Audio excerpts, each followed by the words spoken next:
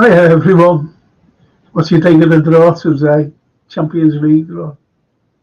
Hey, Xabi back, Real Madrid back, AC, AC. That's why we need it. I said it weeks ago, didn't I? We need a decent squad, and I mean top quality players for the competitions that we're in. And look at the draw. God knows when we play them. Like we won't know until Saturday. But what do you think anyway? What do you think of the draw? I'll just go through some. I'm so sick of the sight of Real Madrid, says Yusuf. You are. I was watching a pod before, one of the two I watch, and he was saying he's sick of the sight too, of Real. Not only that, but he'd never seen them beat them in a Champions League final, 1981. I did.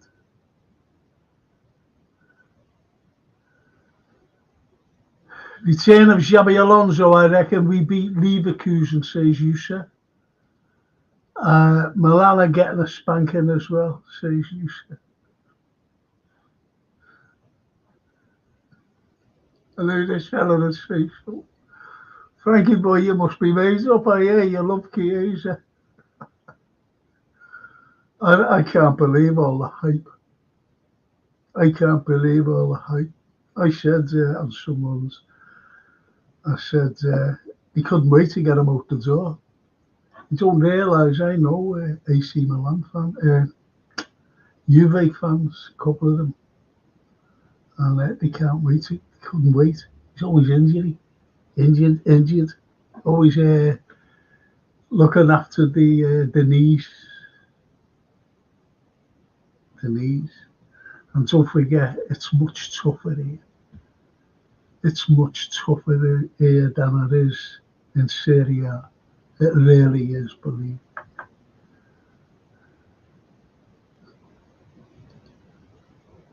Alfredo is laughing, is TW. Hello, Frank. How you too? And thanks, the Alfredo. I know lets me down, this fella. I can when I heard the draw today.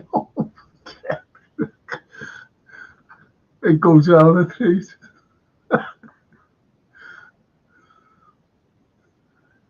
And put your Jack Grealish shin guards on. Absolutely.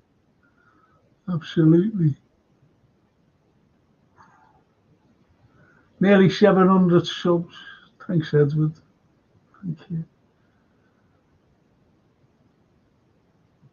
And Sean Jock was supposed to be on with me tonight. And he says, lads, I'm so sorry. I can't make it tonight. Something came up at work. No problem. So he's, no, be good.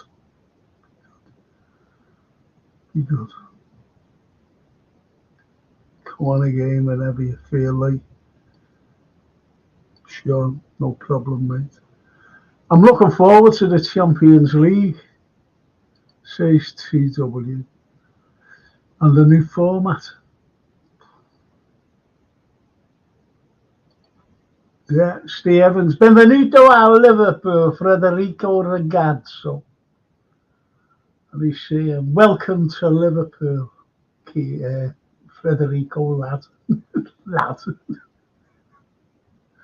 Ragazzo.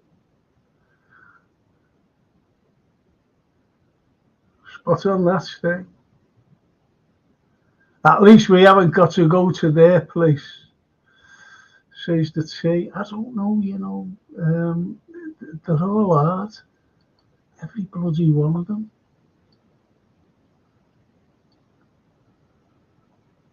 Hi Frank, I'm happy with the draw. Great that we have the more difficult matches at home. Hope we can get lucky with the match dates also.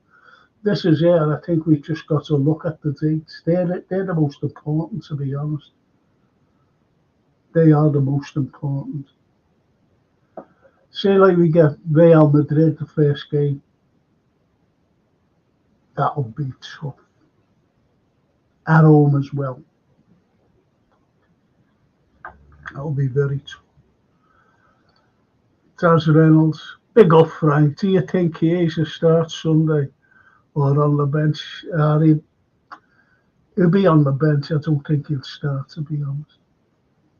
I think he's got to get used to our system as well and training. But I think he'll make an appearance if we're winning about 9-0. Can't see him starting against Man United. I really can't. It's the Bear. Frankie boy, I hope you're well. The Anfield Roar is after you, Frank. He loves Chiesa. You don't. They're all after me. Just a few girls were after me. I've just got to drink this. There's our Francine down on the mates. They were podcasting. I don't even know what they podcast about.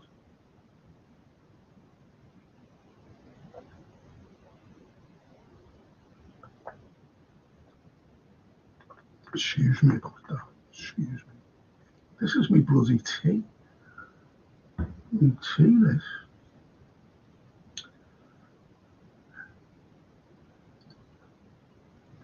Taz Reynolds, good eye. All them pints for you, Taz, off the Anfield. Evening, Jay, mate. I'm going to go through this. I'd really like you to, tell me what you think of the draw, how you think it will go. Will you be made up to see Xabi back as well?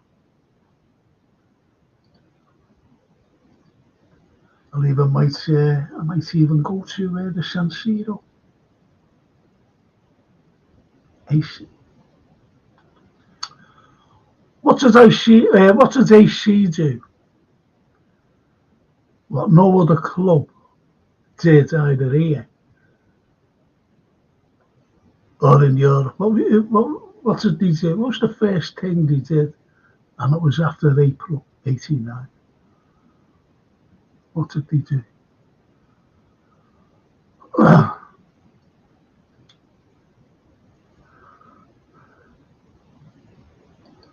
And Sean says, definitely a game, Frank. Thank you, mate. You never walk alone. Anytime, mate. Anytime. Thank you. Be good to have you on. And talk to these fellas.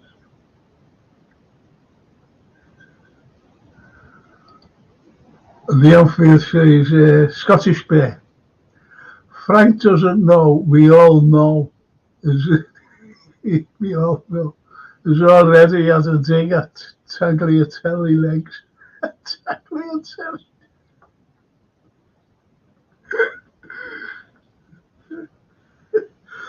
He's got those, the biscuit knees that you get. I love these round biscuits that you get in Sainsbury's. He's got them type of knees. That's Federico. Do you reckon we will get another new face tomorrow, says T? We need one new face. We need a 6. I don't care what anyone says. And I think you all know. I don't mean you. I don't care what you say. But we need a 6. And we need a centre-back. That's what we need. Definitely 6 and a centre-back.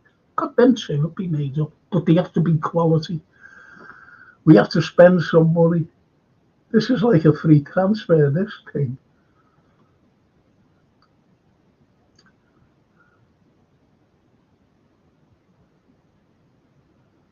And Scottish Bear, bro, hope you're well today, says the Taz Reynolds.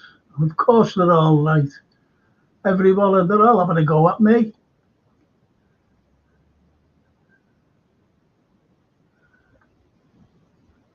And Steve Evans, he's very positive here. Bring on any of them in the Champions League. What's the crack of that? Darryl Merry, hiya Frank and chat. Hiya Darryl. Hiya Darryl, mate. I can't go.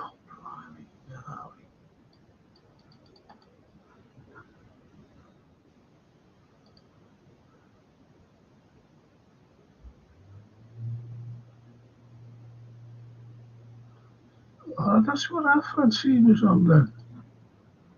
The Quaddy Park Bootle and the AFC, Francine's pod.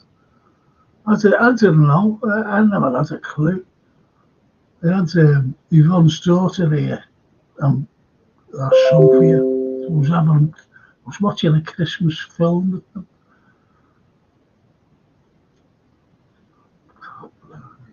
Christmas film. And they don't watch them, they're always on the phones. I said, do you want to watch this? He said, yeah, yeah. They're on the bloody phones.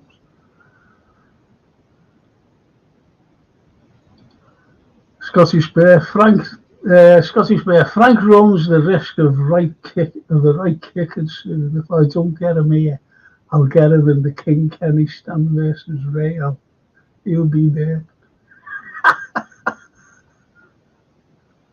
I'll go in the skies. I'll get the haircut. I'll get him in the King Kenny. This is the only time we could get tickets, though, really, isn't it? Frank, do you think this is a mafia sign and being so cheap? Like, I don't know, someone's got them out, telling you now. Oh, yeah, there's the Foz. I'm sorry, Foz. I didn't see you there. No, it's okay. It's okay. Oh, yeah. Oh, yeah. I'm good. I just finished work. I just come off the car, changed and everything. So I just came down. What do you think of did you hear about the Champions League or? I heard we got Real Madrid, AC Milan, Leipzig. It's like a group of death or something. Leverkusen. Wow. Leverkusen. That's who we've got, Foz.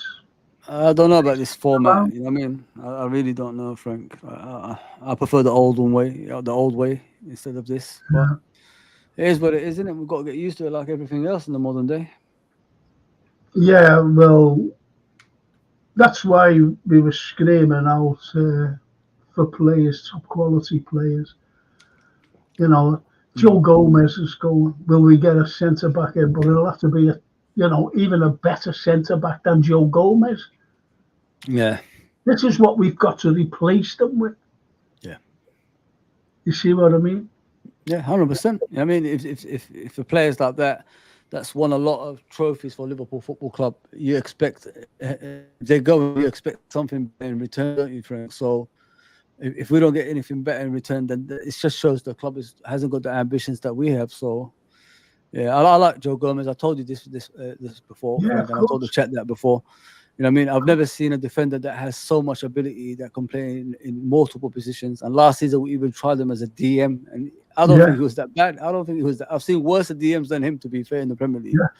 So, yeah, we're going to miss him. We're going to miss him. Such a nice kid as well. Of course.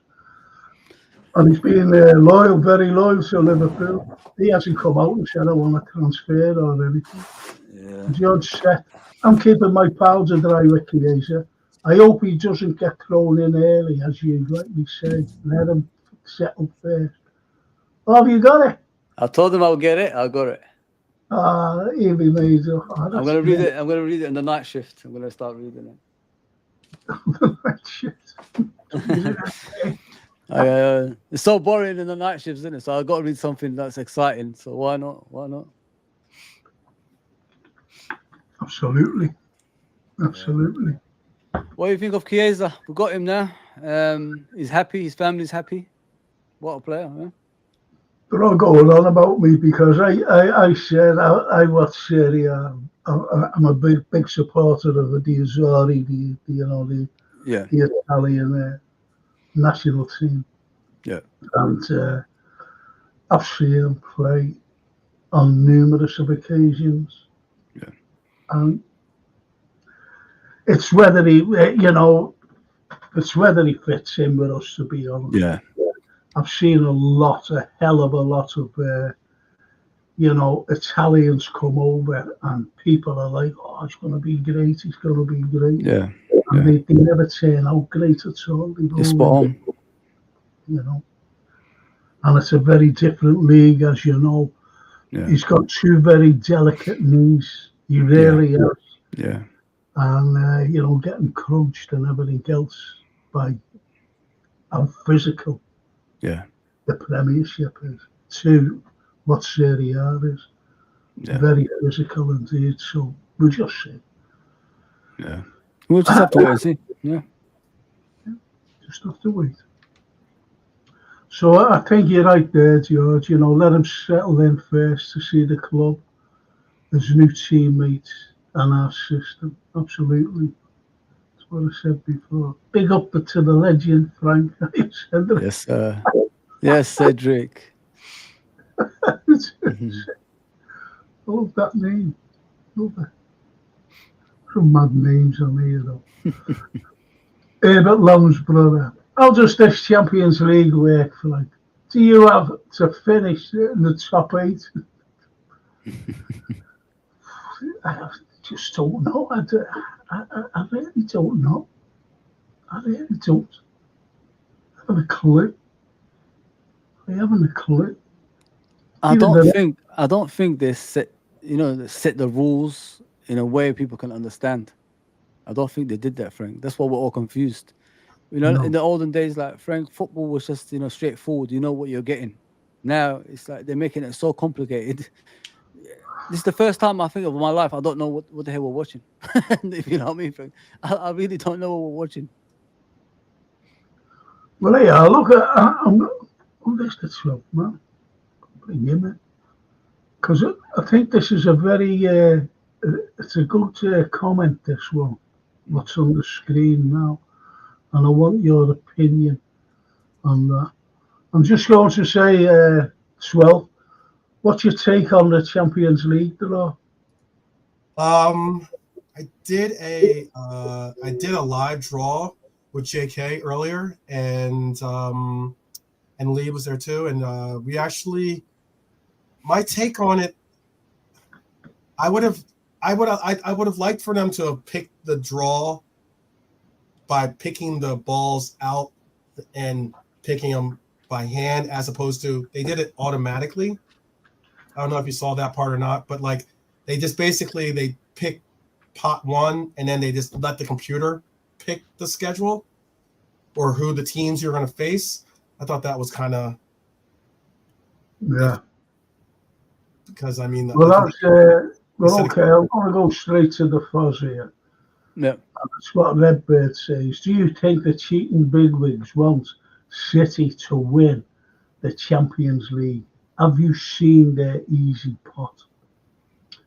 Fuzz. I really don't know why they get these easy pots. I mean, it's not like they got a legacy in the Champions League. I think it's probably because they're consistent in the Champions League. That's why they get the easy pots. I don't think they missed the Champions League since, what is it, 2010, maybe something like that, something along those lines. They've never missed. I think Liverpool have missed a lot. I think Arsenal have missed a lot. So that's why they're getting the easiest draws, because they've been consistent in the Champions League. Do they want them to win it? I don't know. I really don't know. Do they pay these people? Maybe. Maybe that's what they do. You know what I mean? You know how corrupt Manchester City is? But yeah, it's a weird one. It is a weird one, but I'm only saying it. I'm only seeing it in a way they have been consistent. They've never dropped out the Champions League for a long time. That's why. That's how I see it. Well, that's what about you, the 12th? Well, could there be a little bit of argy-bargy, as they say over there. Allegedly, we got to drop the allegedly so we don't get sued. You know how they have the lawyers, how they like to have their lawyers. So, but I'll tell you this much: I'm more up in arms about how Manchester City seem to always get a more easier path when it comes to the League Cups and the FA Cups. Yes. As in, those are a little bit, they end up always having a home game against an easier competition.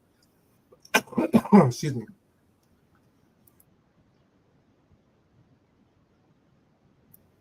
And that's something that's more on my radar. Excuse me, with my coughing spell there. But yeah, I wouldn't put it past them if they were. I really wouldn't. Unfortunately, that's horrible to say, but I wouldn't put it past them if that was the case, because they did get a favorable draw in very favorable draw. So very favorable.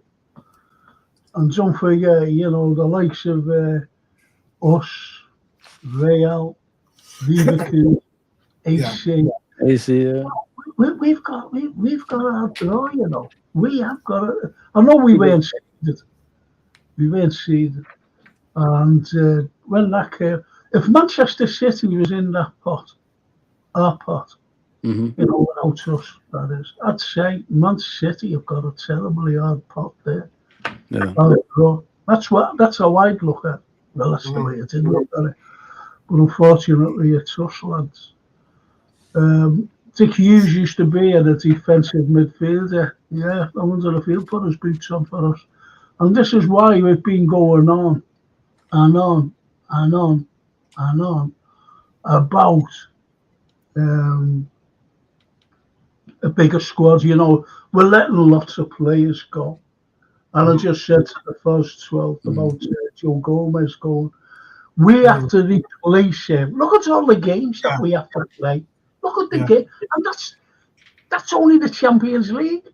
We've got to play in the Premiership. We have to play in the domestic cups as well. Yeah. And, I don't think we've got to... it's all right, like having about 5 decent... lads on the bench, it's okay, but it's the injuries that causes me pain, to be honest. And what will happen then? We had an experience 2 seasons ago, dreadful experience with injuries. Is Joe Gomez confirmed? Is Joe Gomez confirmed? I think he will go. Oh, okay. I really do. The unfair rule. Whoa. Dear Frankie, where's you got a problem with Gamora signing and just saying his knees are made of cannolis. I know Chiesa really wrong. I know it wasn't. Oh, stop. He had to put that word in, didn't he? Yeah. That player's name, Kvaratskhelia. KK, yeah. But I don't know. Well, only time will tell. Only the physical opponents in the Premiership will tell as well. That's all telling you now. Frank, could I ask you a question? If I could, I know you're going through the chat, so I don't want to. But can I ask you a question? Go on. Oh, I was gonna say, so I would hope that you are on the welcoming committee for Chiesa, So I nominated you as that. Well, let me say that I've nominated you as being the welcoming committee to make him feel at home. Hey, listen. I'm being honest. I'm being honest. I get behind everybody. Yeah. If I got behind Jimmy Fiore and Igor Bishka, I'll get behind them. Please. Believe me. But I did. Yeah, I did have a question though. When he gets off the plane, what's the first Italian restaurant that you're taking him to? Il Forno. Okay. Il Forno in Duke Street. Okay. That's the spot? If it's still there, I don't know if it's still there, but Ilforno's one of the best restaurants, or it was, Italian restaurants, that is. Or down to Castle Street. Okay. They're a brilliant restaurant as well. We got it. Well, we have to make sure that he knows about that. That's why, because I'm sure that he's going to want some, familiar taste of home. I'm sure. No, absolutely, because we all love our. Fully enough, I had cannelloni. Someone mentioned cannelloni there. I had some before. You know, and I don't normally eat before because I go all lethargic and I just want to fall asleep. And Brian says we will get out of the league, okay. Still, all about FSG changing the LFC logo on the big stage, all for their own benefit. I'm proud of the Liverbirds anyway, no bigger. 100%. But FSG is at it again. See what I mean about, the lads on the chat. There's no holding back with them.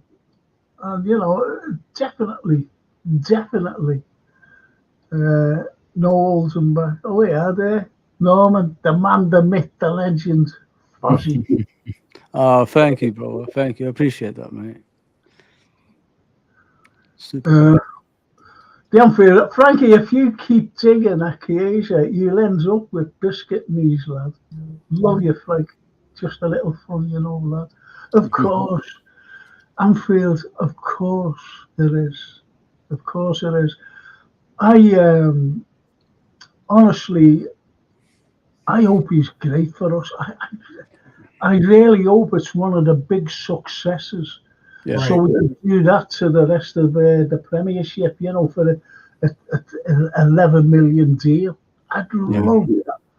I would love that.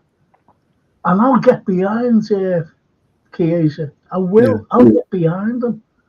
I've always have done. I've got behind every Liverpool player. Jay Speedon, I got behind. Since they put that red kit on, certainly. Since they put the red kit on, as soon as you become a red and you got to get behind the players. It's silly. It's silly that I see. It's a new phenomenon now for me, at least, when I see some people's in our fan base like rooting against the success of our own players, and I'm like, it doesn't make sense to me, because if you're rooting on their downfall, you're basically in essence rooting on our downfall as well. And I don't understand that at all. Every player that puts on a red kit, you've now become family to me, and I'm going to root you on as if you are family. So I've always take that mindset, but I don't understand that at all. No, well, I think that's a great comment, what you've just come out with there, because no matter what, JK and myself, we've been called negative, by some people who come on, and because they all want, we're going to do great. We're going to do this. We're going to do that, whether or not. But we can't be like that. We really can't. We've got a tough match coming up on Sunday. Absolutely. Right? Yeah. I'm confident that we'll beat them. I'm confident. I was watching us against Brentford, and I've seen how we were playing. And Brentford are not a bad side, They ain't. Brentford are not a bad side. And I said, we're going to stuff United. I never said stuff. I said, we'll beat United. If we play like this against United, we will come away with 3 points. That's what I said. Yeah. During the thing. But when I come out and say that we still need a number 6, I get called negative. You can't depend on that. They're the best 11 players, as you know. Yeah. But there's always injuries. And as someone said, not on here, someone said, well, look at the new regime that's in now, we mightn't get so many injuries. I didn't understand that. I really didn't understand that stupid comment. Mhm. Mightn't get any injuries. Why? The bear says, Frank, we all were having a right good laugh on Fozzie's channel last night. This is what Chiesa chatting laugh was all about. It was a laugh. 12 man was in the chat. It was a laugh. It was good. It was Yeah, good, man. that Thank was you to good. everyone. Thank you, 12 man, as well yesterday, bro. Oh It yeah, was absolutely. it was Pleasure. good, man. You guys had a good show too, by the way. Excellent Thank you, show. bro. Thank you, bro. Well, what about? I think Liverpool will sign Gomez from Wolverhampton tomorrow. Just putting the dots together, says the Scottish I Bear. like him. Go on, I like, Foz. I like him. I like him. He's a busy little midfielder that runs up and down. He could play. Obviously, he's a number 8, but I think he could play as a DM as well, and he keeps the possession well. Yeah, I think he's the type of player that will flourish at Liverpool. He's a bit of a Gini Wijnaldum about him, if you know what I mean. He keeps possession better. He passes the right passes. He pushes forward when he needs to push forward, and he gets goals as well. He gets goals from midfield as well. So Yeah. he will suit us right to the ground, 100%. I've always said that about him. If people want to sign a player, I think that Gomez from Wolverhampton would be a good signing for Liverpool Football Club. I've got no doubt about that. If he comes to Liverpool, I think he'd be brilliant. I honestly think that. Okay. What about you, 12? Gomez? I'm not exactly. I'm going to be honest with you. I know that this is. I'm very big on Gravenberch. I've been a very big supporter of him. I think that Gravenberch suits what I would like to see from our 6 currently. I don't know if I don't know if Gomez brings anything different than what Gravenberch already does bring to the club already. I also have high hopes still for Curtis. I know that a lot of people haven't really been mentioning much about him because of, he's had a little bit of niggles here. Yeah. And I know that he hasn't been able to be with the club ever since the preseason start. But I mean, I think I hope and I would like to see the Scouser still have a place in this team as well. So I don't know if I don't know if Gomez necessarily gets into my list before those 2 particular players. That's what I'm trying to get across. So if Gomez, I'm welcome to any addition to the club that makes us a better team, obviously, but I'm just saying that I still have hopes for Cujo. Okay. Well, the thing is, you see, I know what you're saying there, but I would just prefer to keep Joe Gomez. Oh, okay. Yeah. If you know what I mean. I would just prefer to keep him because, as the Foz agrees with me, he's the most versatile, backline player in the Premiership. He can play anywhere. Anywhere he can play. And as the Foz said as well, which is a very good comment, that he's seen worse. He's played at number 6, and he's seen worse number 6s in the Premiership than Joe Gomez playing at a number 6. Yeah. Oh, I thought you were referring to João Gomez from the Wolves. I thought not. We were. We were. But this Joe Gomez. Joe Gomez. Yeah, sure. Because you asked about him earlier, Joe Gomez. I got you. Yeah. I know. It's strange, isn't it? We're coming up to the final day tomorrow. We've got a pod tomorrow to see if we will sign anyone on the last day. Everybody's going to be on the screens, eh? Everybody, yeah? Everyone. Yeah. Well, it just shows you, where they go to. But I know that you'll get pods, and I've seen them millions of times. Yeah. And they're saying, people think that they've got sources, and they haven't. They haven't got sources, if you know what I mean. They're guessing along with the anyone can read a paper, anybody, anywhere. Frank, tell you what is a quick medical. Tell you what, hang on. Tell you what, it was a quick medical consider. That's for Federico Chiesa. That's not bad, considering like we just signed him and when he went in for his medical and he came back out on a pair of crutches, I think that's fantastic. Yeah, I think he'll be all right. I think he'll be all right, Chiesa. I don't know what it is, Frank. Something's telling me he's going to be more impactful than people think at Liverpool Football Club. No, look, honestly, look, all I'm saying is I'll get behind him all the time. Yeah. All the time. It's like we just get behind Liverpool Football Club. That's what we do. We're on the terraces, we're watching the telly, we're screaming at the telly, if they're playing away. We're screaming on the terraces if we're there, because we're supporting the events. It's as simple as that. It's as simple as that. Federico Chiesa is playing, we get behind him. Cheer, we sing his name, whatever. We're behind him. I know lots of people who didn't like other players, you know what I mean? I do know that.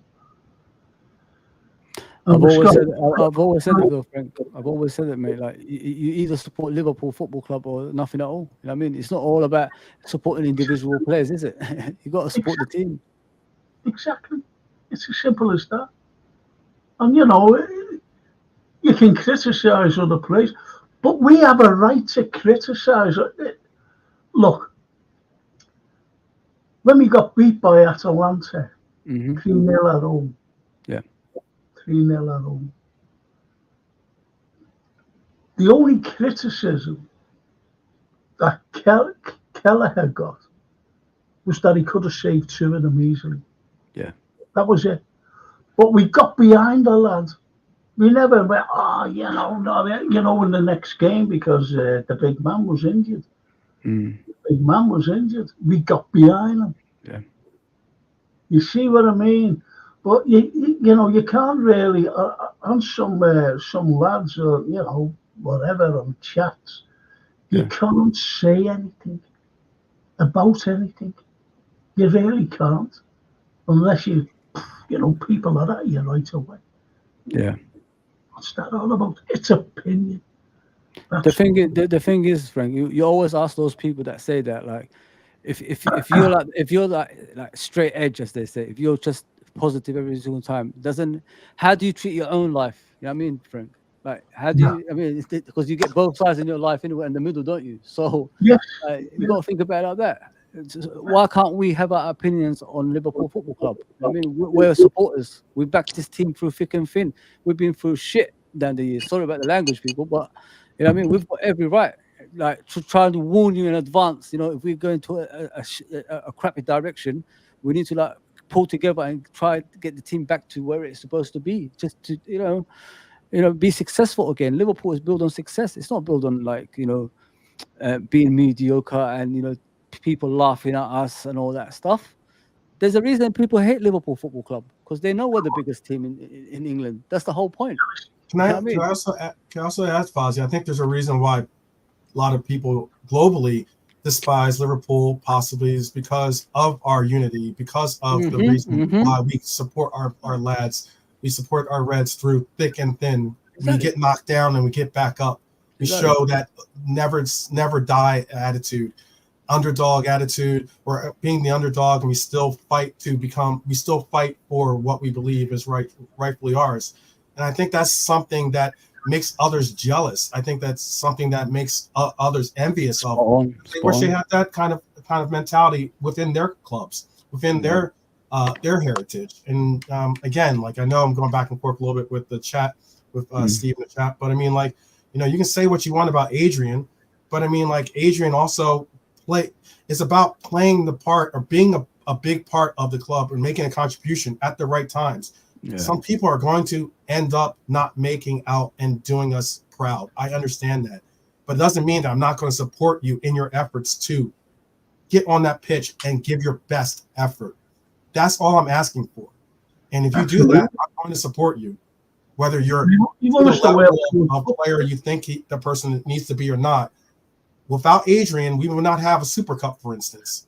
exactly. When we needed him most, Adrian stepped up and played well, and that's that, and he's written himself into history that way. What one game? What one game is defining his career at Liverpool Football Club? No, it shouldn't be.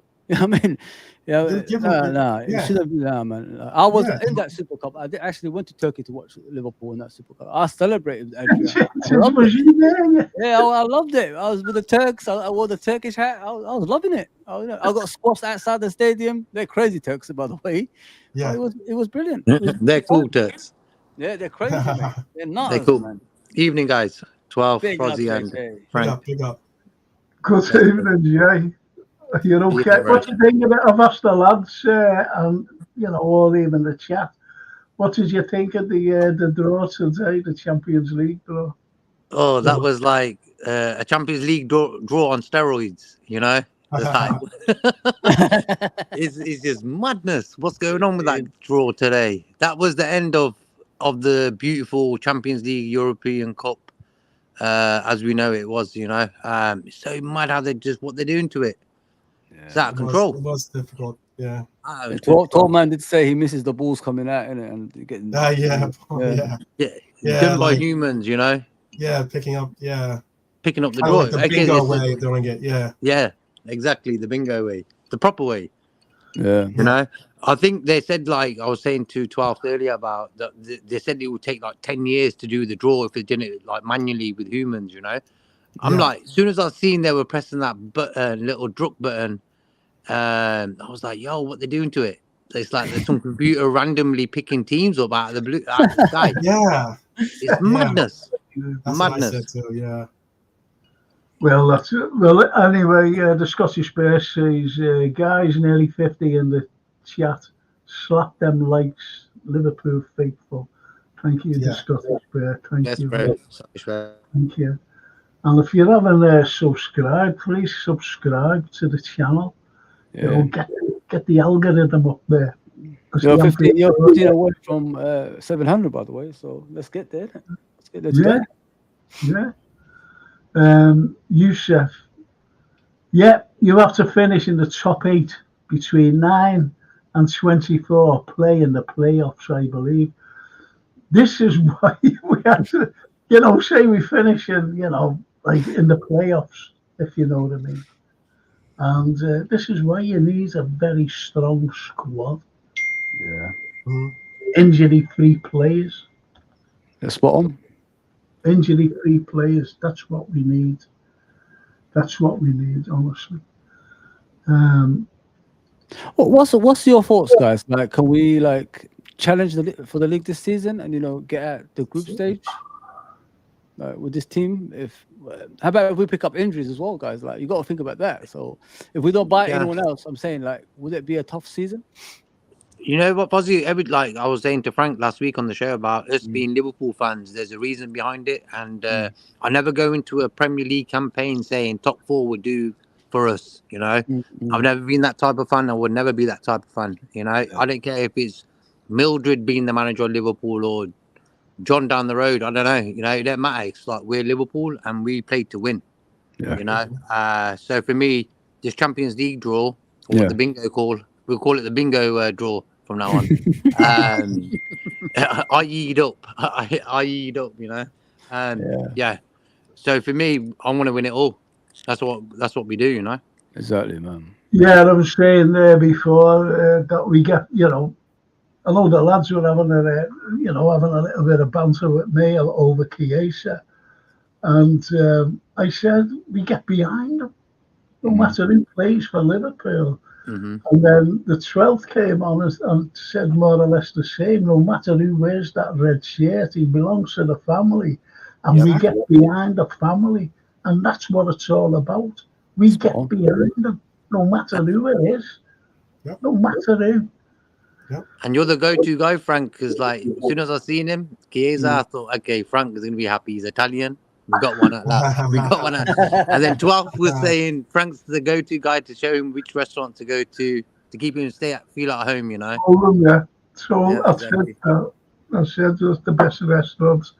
The Chelsea. What's the best restaurant for them to go?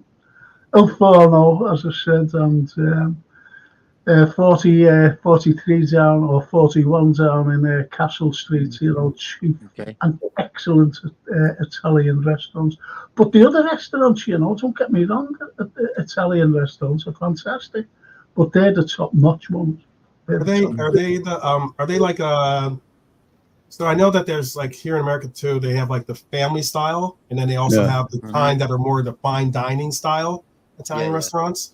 Is it the family style or is it the fine dining style? Well, it's like the one in Castle Street is it's a fine dining, but so is Il Forno. But you'll be able to bring your family in there. Mm-hmm. You really will. Okay. You know, well, so like Germany, in Germany, the Italian restaurants are like family owned. So you won't get that franchise kind of taste, you know, that franchise taste you get. So, so it's like family run. So they're keeping it old school. And that's what I like about restaurants, when family runs it and they keep it old school. Like the Champions League draw, keep it old school, you know, just get balls out of a bowl sort of thing, you know. Old school always works. I don't know why people mess up. Even with food, you know. They try their own little thing. Yeah. No. So I think Federico will be delighted with the Italian way of life here, because, as you know, I'm half Italian, and it's just fantastic. It really is. And as I said, there's some smashing Italian restaurants as well. But I think I'm the only Scouser who supports the Azzurri. Yeah, boys, I asked a question before any of you came on. I got a message there, and it was off Steve Evans, and he got it spot on. I said, after April 1989, no other club ever done this in the Premiership or the First Division or whatever it was then, and no one done it in Europe except one team did it. One team, but no one in the UK. But they did, one team in Europe, and Steve Evans got it spot on. And because we were talking about, you know, the teams that was in the draw, and it was AC Milan, and AC Milan, after the Hillsborough disaster, tragic disaster, they stopped the game for a minute. They stopped the game for a minute. Wow. And they played "You Never Walk Alone," and the crowd sang it. Wow. That's why I support AC Milan as well. I've always had a connection to them guys. Yeah. I went to the San Siro. Me too, man. Yeah. The San Siro, when you see it, your eyes start watering, you know? You're like, yeah. Oh, fantastic. It's fantastic. Absolutely fantastic. But, you know, Steve Evans, I was going down to see if anyone had got it, but no one had got it. But he just texted me and said, "You never walk alone." San Siro. Anyway, Chiesa, a great signing, good quality backup to Salah. He will, says Steve. Cook, Ferrari, yeah. No other player out there for 10 million of the quality Chiesa has. I thought you said Cook Ferrari then. Oh, that sounded like Cook Ferrari. I said, yeah, he's Italian. I hope so. I hope he cooks for us in his Ferrari, man. But it's true, for 10 million, you're gonna not get a lot for 10 million. So whoever pulled that deal off, fair play. They said there was Richard Hughes, isn't it? They gave him the credit. It was about time he did something then. But saying that, at the same time, I heard today that Andre Frank is going to Wolves. Yeah, maybe Gomez. Yeah. I was a bit disappointed with that. I've just had a message there. Yeah, I know. And I saw Steve Evans, and he said about Gio Gomez. He said he'd love to play for Liverpool. He's a player. Wow. Maybe that's why they're going after Andre. So he fills his space, but he might leave it. Because I think maybe like tomorrow's the last day of the transfer window. Yeah. If we pull another one out, then I would say this window is all right. And plus, if we get them 3 contracts sorted, then I would say it's been an okay window. Yeah, 100%. Who leaves then? Because I mean, if we do bring in another player, I would think most likely you're gonna have to make room for him. Because the roster is pretty. There's enough room there. Carvalho's gone. You know, Carvalho wasn't a part of the. Thiago was part of the team. So was Thiago. Yeah. I mean, there's Clark's gone. But I mean, like that's also Clark's with. gone. Bersic was part of that. I mean, so there's a lot. None of those players were part of the starting 20. Like, well, if not part of Bersic starting 11, but especially not the main squad. I know what you mean though. But if Badge was fit, you know what I mean, he would have been probably on the bench at least. You know, Yeah. things like that. I mean, so, but I'm saying I get Thiago, I get Matip's left. yeah. But, even What about Adrian, Liverpool? I love Adrian has left. I understand what you're saying, but what you need to understand as well, like, is a long season. There's a lot of competitions to play, and injuries will happen. And so if you got the, I'm not saying they're not. I wouldn't say they're not. I understand what you're saying, though. I understand what you're saying, though. If you were to pull up LFC, if you pull up the Liverpool FC website and you see the names on there of our starting or of our actual squad, of the squad that they consider to be part of the senior squad, like I'm saying, who on that list would you say needs to be replaced, or would you take out to make room for a new addition? That's what. I know what you mean. Yeah, 100%. I know what you mean, but I'd rather have everyone there. To be fair, mate. I mean,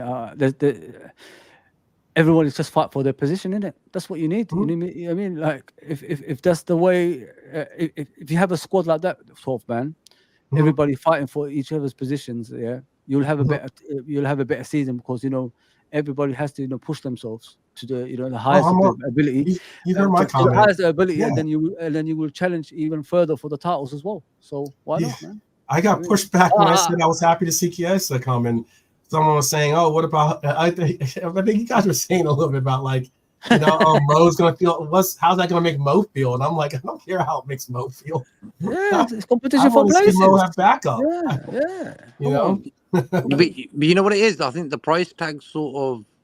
Imagine he costs 60. Calms everyone down, innit? Yeah, JK. Calms everyone down. Yeah, imagine he costs 60. All of us would be over the moon now. Be like, yeah, great. But realistically, we got him for 10. Okay, he had the ACL about a year or so ago. Before that, he was on it. He was like top, playing really well. So I just hope that injury status of his isn't really there, and he just gets on with his football, because there's a footballer there. There is 100%. But like for me, how FSG have sort of just done nothing the whole window, and all of a sudden in 2 days we've got a goalkeeper and Chiesa, yeah. So that's not even 50 million there, not even. But they've brought in over about 65, so they're on top there, like they're in plus there. So and they're not really spending. If you understand what I mean. I think they're still going to make. This is my personal opinion. I just think that what this club is doing is they're going to wait until the January window to really make unless an opportunistic signing is there in this last couple of days. I think you're going to, and there are going to be teams that are going to be kind of forced, and they're holding their cards with some of these players because they don't want to have to move off of them. But with the PSR rules, they're going to have to make some movements here or there. And there might be some gems or jewels like a Chiesa that drop into your lap, unexpectedly. And if not, I think that what they're going to do, and this again is my own personal opinion. I don't have an inside track to the team or something, but I think they're going to wait until January, or they could obviously wait till January, properly assess this team as to what we're going to be doing with it. I'm not saying that that's either the right way or not, but that's the way I think that they're going to possibly go about it. I think January will be too late. It's too late. It's too late. Yeah. Too late. I can't take that January. That word January. I hate January because I know. Saying that. I know. I'm just stating. Just saying. Yeah. Just saying what the tea leaves. I think what I read in the tea leaves. That's all I'm saying. Well, for me, there's 1 day left. So okay. What about? Go, Frank. Go, Frank. Let Frank finish. Go, Frank. I'm just trying to get this comment out. Oh, I'm sorry. Yes. You can do that. And the Anfield Roar says, and he's talking to Redbird actually, but he says the format is more entertaining, that's for sure. He's talking about the Champions League. We got the crap end of the stick, but now we got to sing at Anfield and scare these visiting sides. And I said at the beginning, this is the only time that the fans, me included, can get all the tickets for the game. There's not many visitors, fortunately, for us Liverpool fans. That's why, say, the Champions League is more vociferous than the Premiership League game because of, the corporate and everything else that goes on. And that's why it's bouncing. And I think, as I said, suppose Real Madrid come here, first game, because they are at home. We're not playing them away, which is great. That's what, a little bit of luck there on our side. Just imagine playing them at Anfield again. It'll be fantastic. Oh, no, can't wait for that one. I can't wait. That revenge. Yeah, but as the Redbird says, we've got to be on top form. The fans, that is. Yeah, 100%. Not just the team, but the fans. I think that's a great comment. What's your take on that, JK, about the fans playing their part? You know what Anfield's like on European nights? It's a little bit different to the league games. I think they're all like more up for it for European nights. It is the way it is, and because it's Real Madrid, the fans are going to play a part that day. I think. So looking forward to that big time. For me, as soon as I just had a funny feeling we were going to get them, and I was happy we got them that time. Yeah. What about you, Swell? And do you think the crowds should play a pivotal role in the Champions League, especially at Anfield? Absolutely. Look, I know that they've been called out for the somewhat, flat, as some commentators kept trying to emphasize as being the atmosphere at Anfield at moments.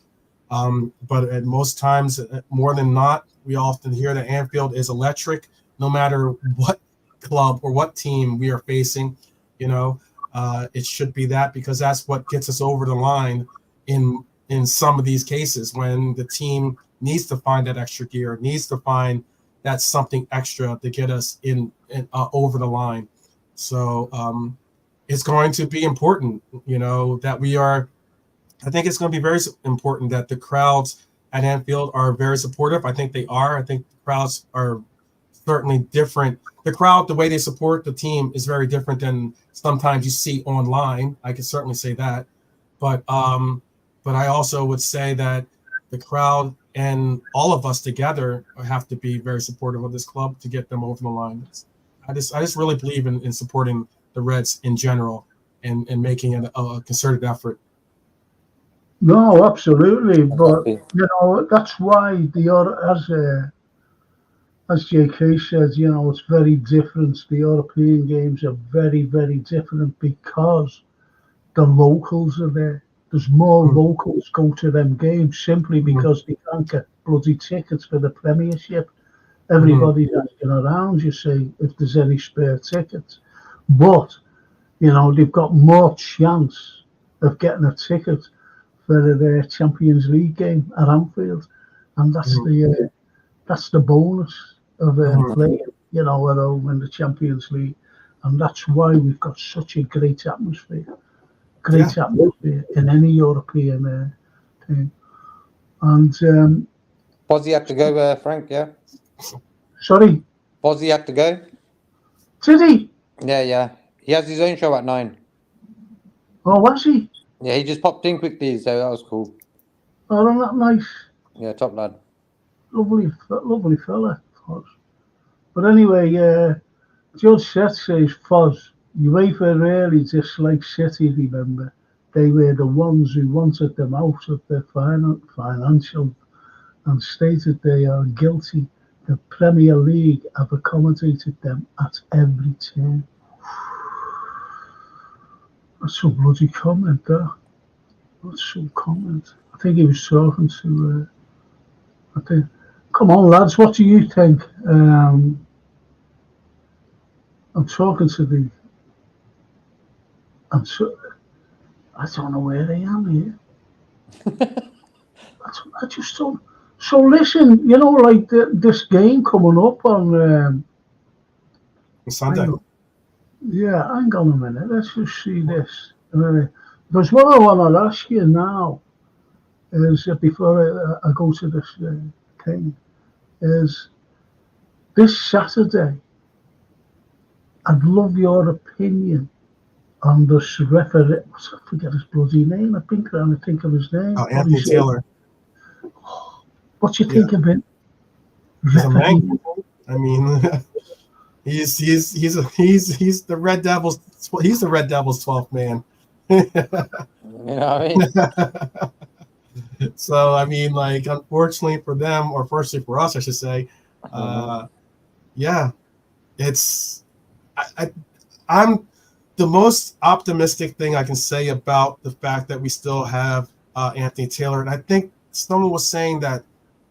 I don't know if someone was saying that I think the person that's in VAR is one of those referees that we don't want to see either. But I can optimistically say that the unique thing about Arne Slot and the difference between him and Klopp is that he's a much more subdued character on the sideline.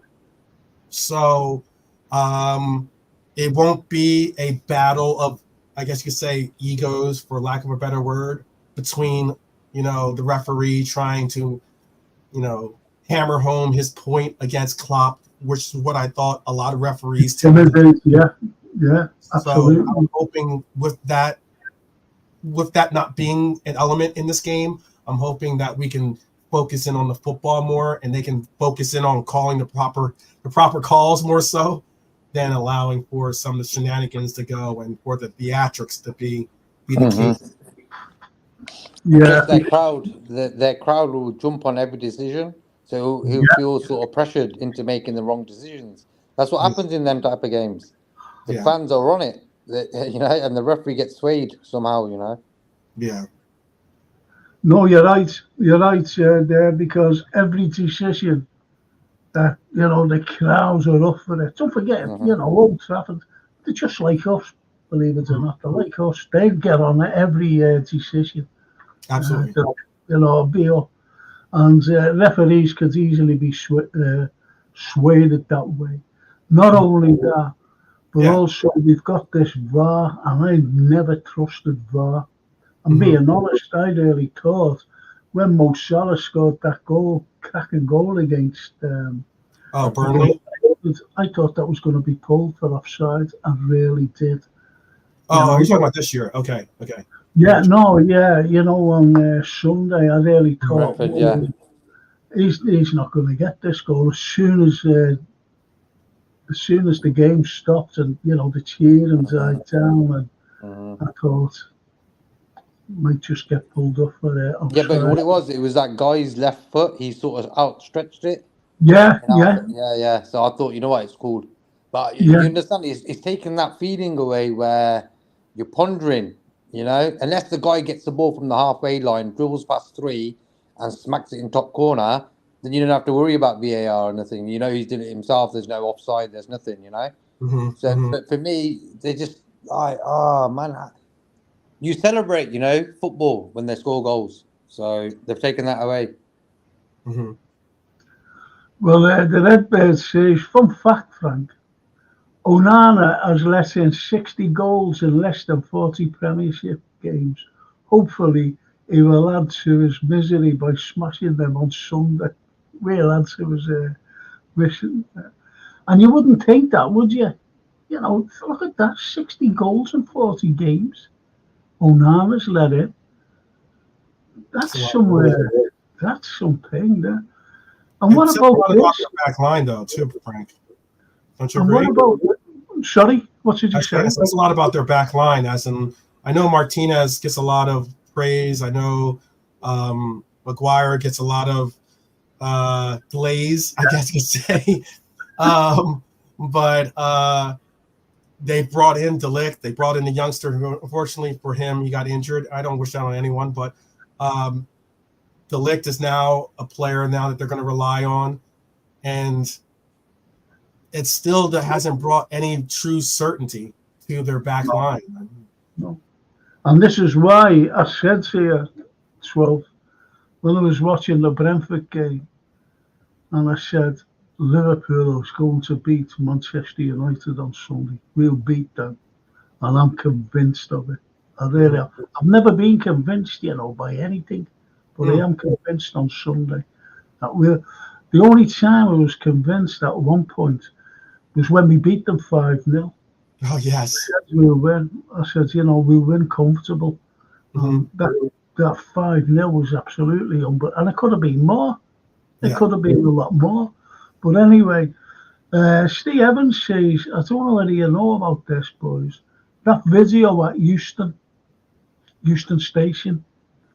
Do you know anything about it? I know about it. Do you know, Jay?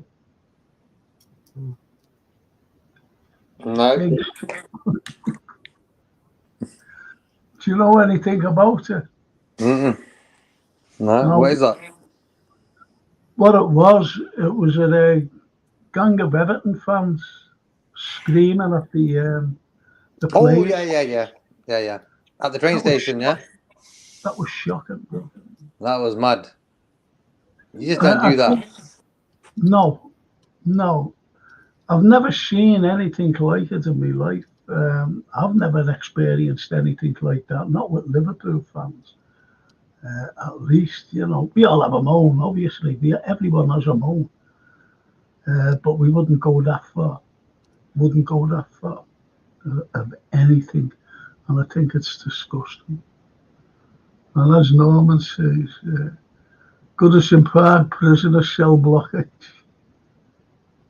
I look at the shed where the fuzz has gone, and he says, "Wait how many guys on stream? That lovely big up 12. Bless that Rick. That's lovely." Yeah, look, taking the mic again. Frank, have you thanked Mr. Hughes for signing Chiesa? I'll thank him when we sign a number 6. That's when I'll thank him. See, if we were going to sign, and I'll still say it, if we were going to sign players, we had to get priority first. And the forwards wasn't a priority. Because as I said, and I said time and time again, that, our forwards can score against any team on the planet. They can. They're that good. So that wasn't a priority. I know they're talking about Salah and everything else, but don't forget, Salah is our record breaker. Salah is one of our greatest ever legends to don a Liverpool shirt. So, we didn't need, in my opinion, a forward. We've got him. I'm going to get right behind Federico, but that's the point of it. We needed a centre back. We needed a number 6, and we ended up, getting a goalkeeper who won't be able to play until next season. And I'll guarantee you now,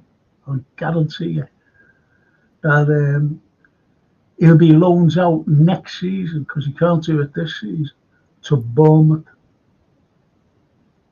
I'm telling you now.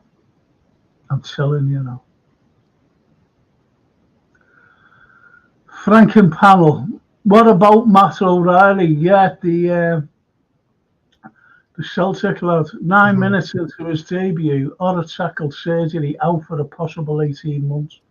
What a disaster. That lad was the best talent to come out of Scotland since Virgil. Yeah, I remember you saying, and we were saying as well, a few weeks ago, Liverpool Got should go on. injured. He got injured like straight away in his first game, didn't he? Yeah, Mad. 9 minutes. 9 minutes. Yeah, that's out of order. The tackle was like, come on, man, it's a League Cup game. Like, the guy just moved and straight away he gets injured. That's like, whoa.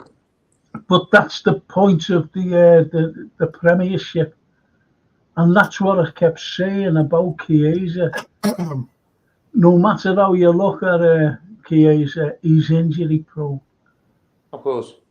and this is a lot tougher. This league of ours, it's the toughest league in world football, to be honest. Used to be the Italian league was the most toughest. Should have seen them play. They used to get kicked and everything. Oh, some of the tackles that went in were unbelievable. And but now it's all quieting down. And you look at the physicality of the Italian squad. That's why they're not playing so good. That's why they're not playing so good. To be honest, because the physicality's gone out. There's a couple of lads, who have a go. Like that Calafiori, I would have liked him. I would have liked, albeit he's not Italian, I would have loved Edison in that team. Loved him.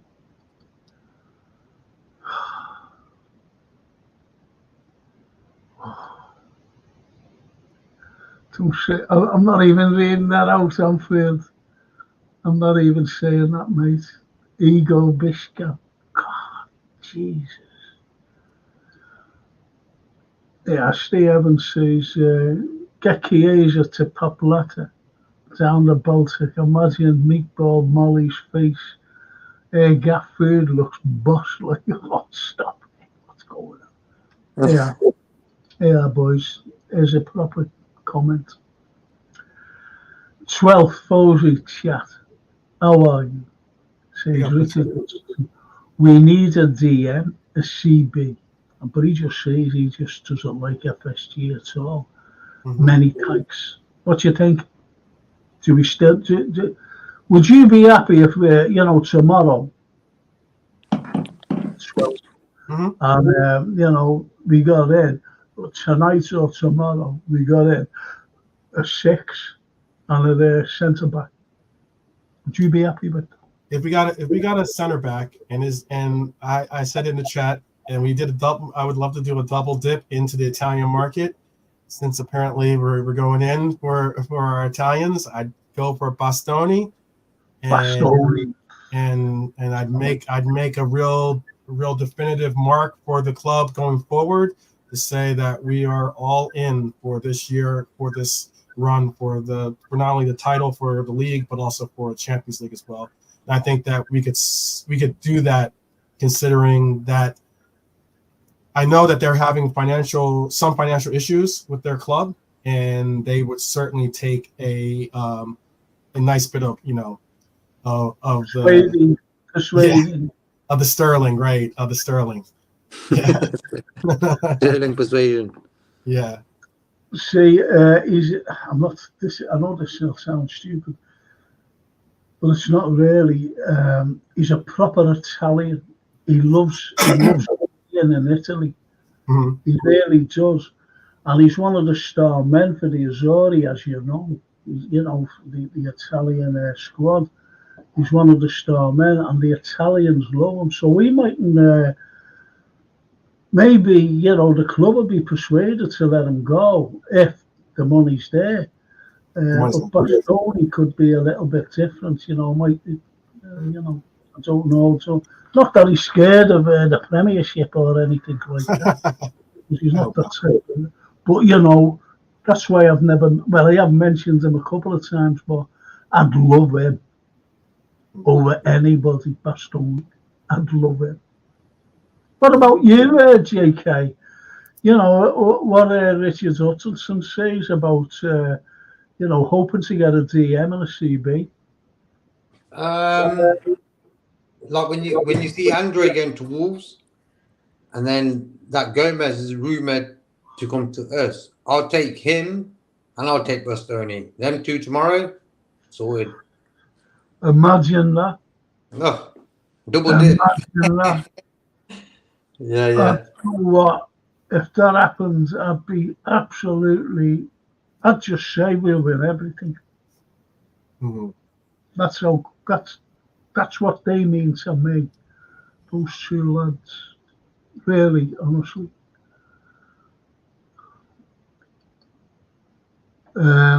I used to go to one when I was over flying, called the Bella Pasta. Unreal.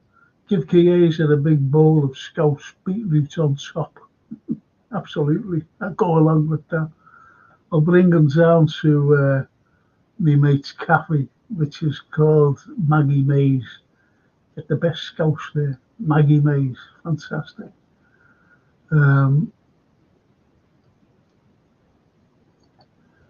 Chiesa needs a good bowl of Scouse, says Darren O'Connor. Absolutely.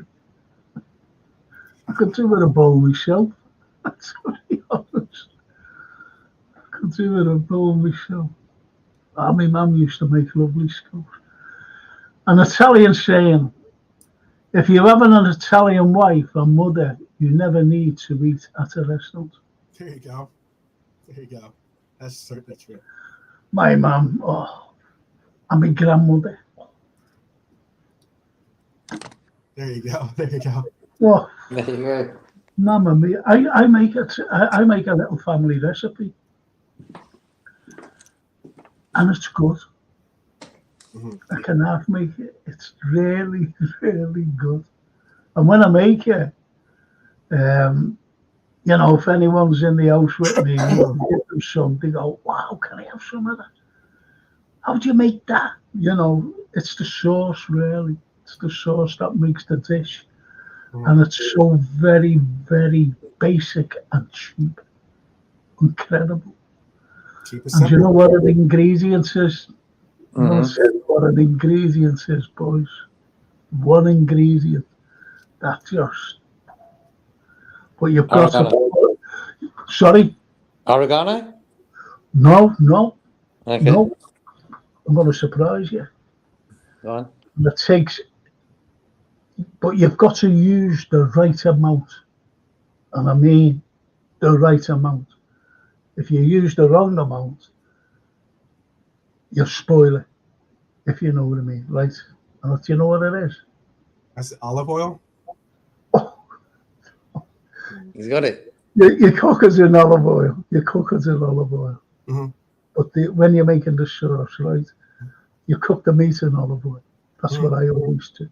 Mhm. Italian olive oil, that is. Mhm. And the little amount that you put in is sugar. Oh yeah. Unbelievable. And I was talking to the chef, English chef he was, and I told him about it. And he put his hand on there and went,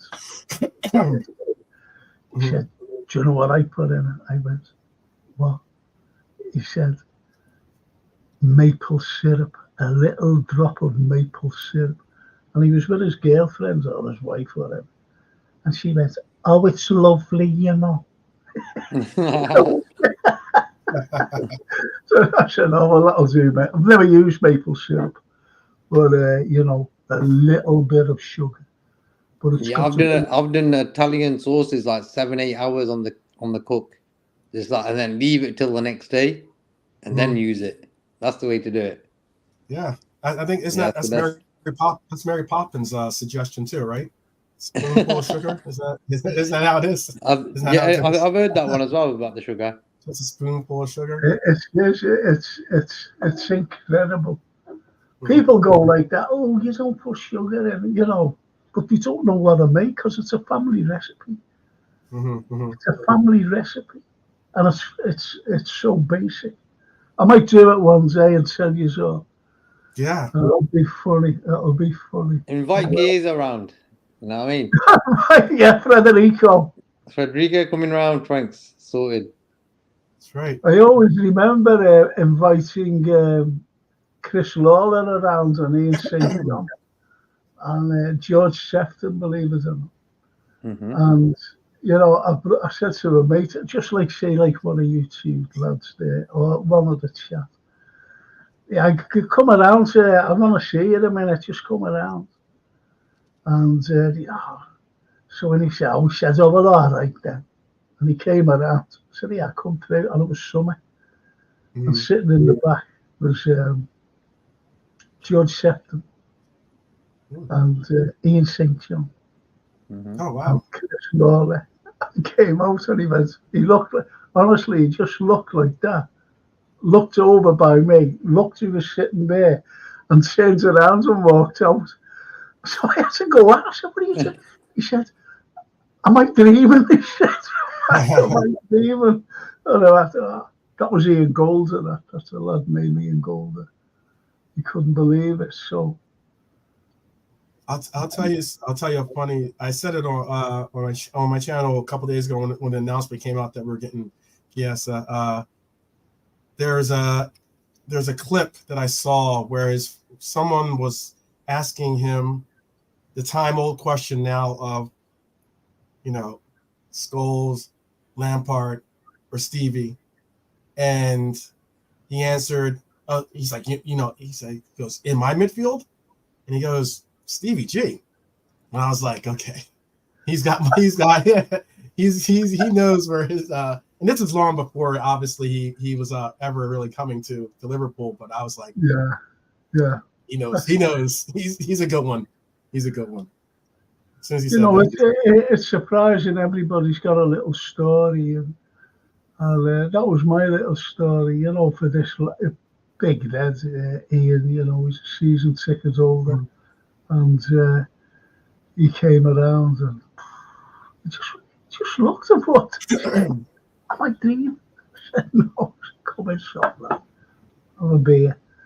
But anyway, the Scottish Bear, hey, you lot, pay your dues, and 40 in the chat. Yeah, only 13 likes. Get them likes smashed, or else thank you. And Brian says, May Chiesa may concrete the boot the two clowns in the middle. No, don't be saying what two clowns. No. Richard Rios, class number 6. West Ham trying to sign him for under 20 million. What the F are Edwards and Hughes doing?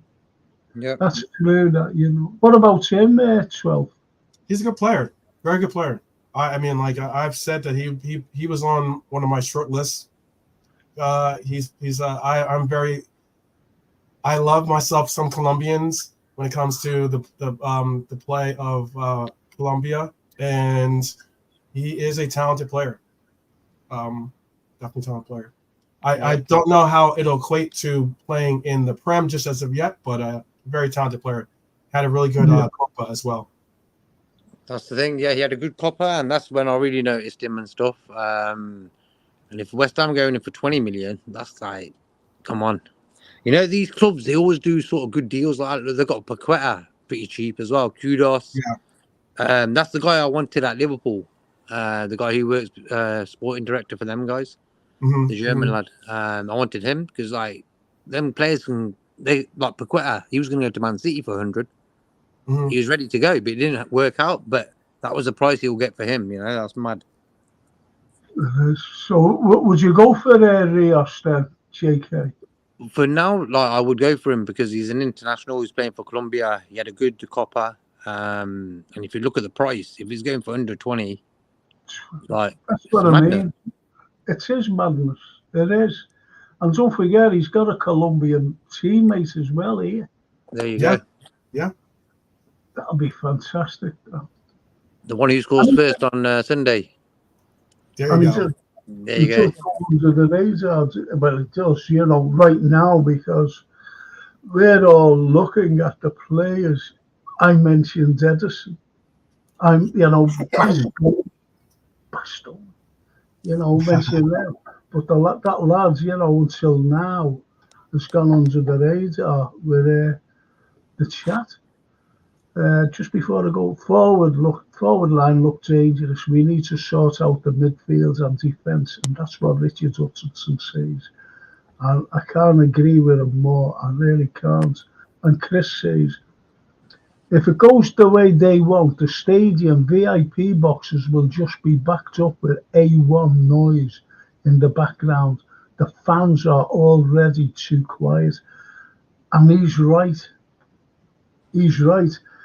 As I said, especially in the main stand, it's very quiet. The big main stand is very, very quiet. Yeah. I'm talking about. Go on, Jay. Yeah, no, I just don't understand how Anfield can be quiet. Every time I'm there, I'm singing all the time. Yeah, of course. It's just like you saw what you do. So yeah, but you go in the cop, don't you? Mostly. Yeah, behind the other goal, Annie Road. The Annie Road. Mm-hmm. I'm talking about the Annie Road before I go on to the next thing. The Annie, I was looking at the drone thing, fella, today. Mm-hmm.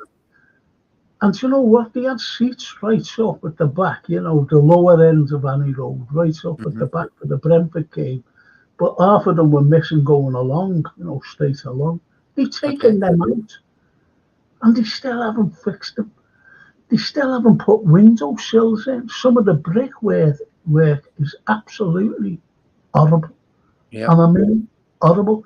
Someone said in a comment, it's as though that, whoever put them in, and it must have been a bricklayer, he said, is not a bricklayer. And that's how bad it's become. It's really bad. Yeah, and it's still not, the cladding's not done.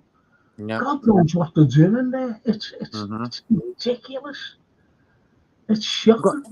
They've sort of got away with it. The owners or whoever's responsible. The owners got away with it. It's the owners.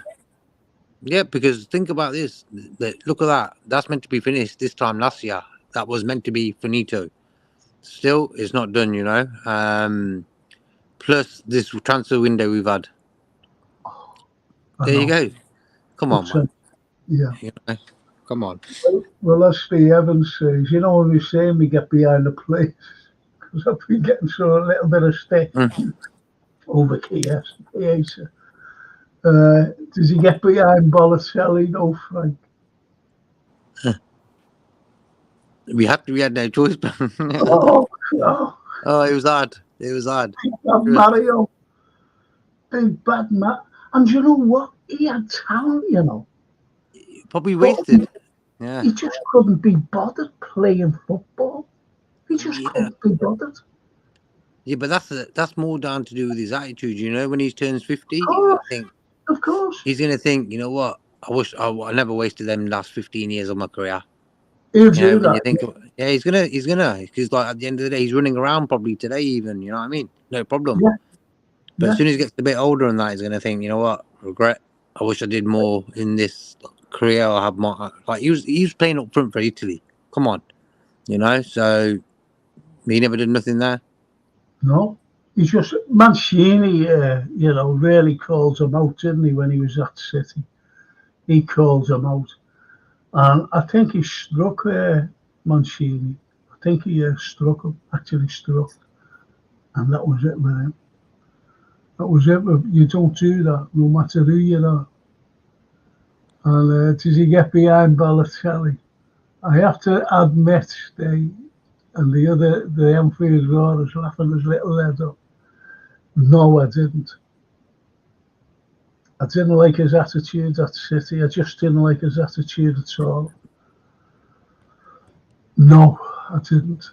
But, I got behind the team when they played. I got behind him, no. Yeah, and Brian says, Steve, don't make him angry. Oh, there you are. Look, Steve said, they're all having a go at me here. Did you get behind the waist, man, Adrian? But, yeah, that was prayers for hope that he don't let no bloody goals in. That's all that was. We had no bloody choice. You know what I mean? Was it the penalty he saved when we won the Yeah. the World Cup. Yeah, You Super know, Cup. Yeah. you know, if you're having a penalty and you're in the final of anything so big as that, and you had a choice of Kelleher, um, Adrian or Ali, he's Mm-hmm. going to be the third choice to be in goal to save a penalty, wouldn't he? Though? Yeah. And he did. He saved I'll say what you want about Adrian. He's the last goalkeeper to. I think he's the last goalkeeper to get a W at the Etihad. Yeah. He's the last goalkeeper to get a W at the Etihad. For us to pick up 3 points, it's not easy at the Etihad, and he's the last goalkeeper to do it. Mm-hmm. I didn't know that. You know that. I think I would have lost a bet on that. You know, who's the last goal? Yeah, I know. That's one of those like weird trivia questions. You should have saved that one, bro. You should have saved that for a quiz. Yeah, I know. I love my trivia. Yeah, trivia is good. Balotelli chef fireworks offer in Frank's gap. You know, shut up. I second that's the Scottish Bear. Hit them like and subscribe. This fella Frankie is a legend. Now pay some homage, please. Oh, thank you. I feel well. Nice one, Abdul. That was nice. That was very nice. Thank you.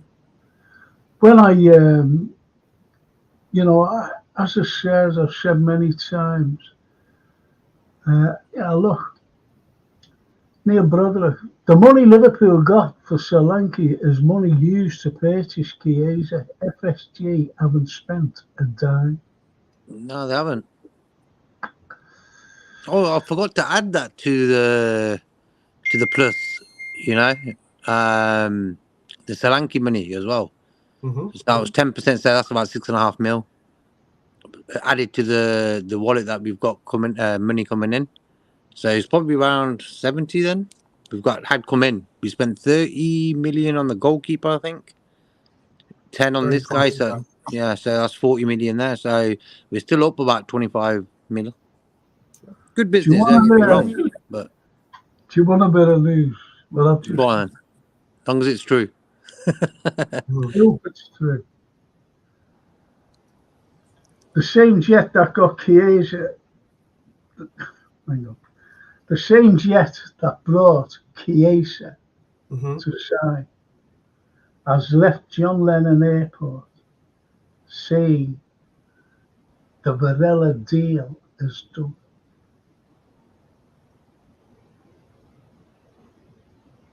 How about that?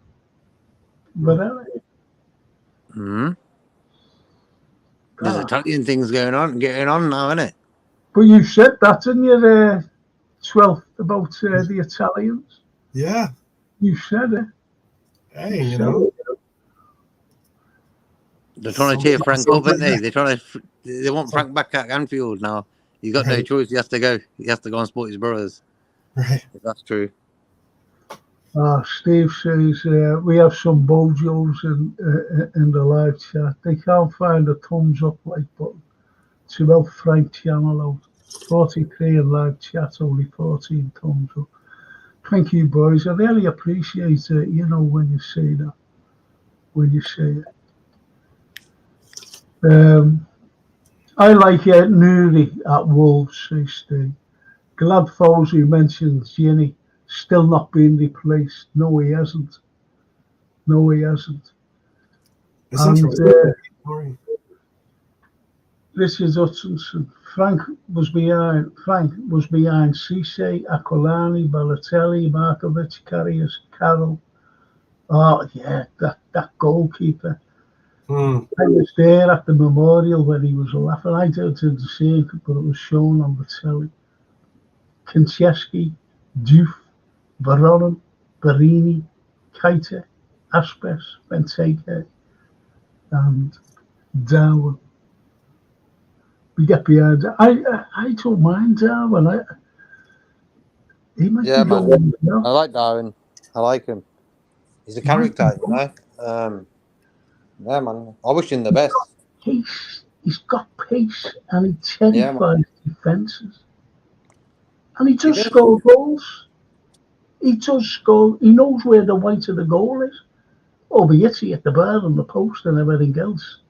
And gets, offside for VAR, when the goals he scored. But he does score goals as well. He scores. The important part about that too, or note or add at least, is he scores some very important goals for us. It'd be a different story if he's scoring, a goal or two in a 5-0 win or something, or 4-0 win. He scored some game winners for us. Yeah, very important game winners against good teams too, not pushovers. Look at that Newcastle game. Oh yeah, scored 2 goals in that game.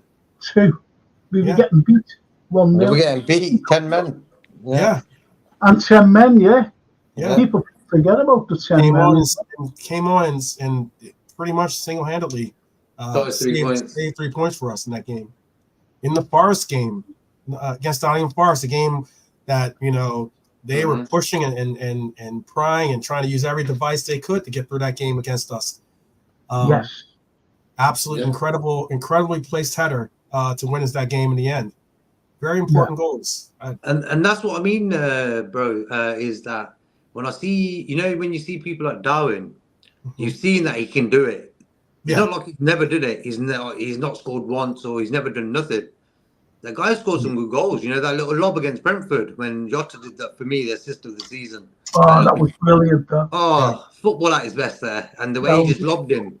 Come on, man. You got to support that lad.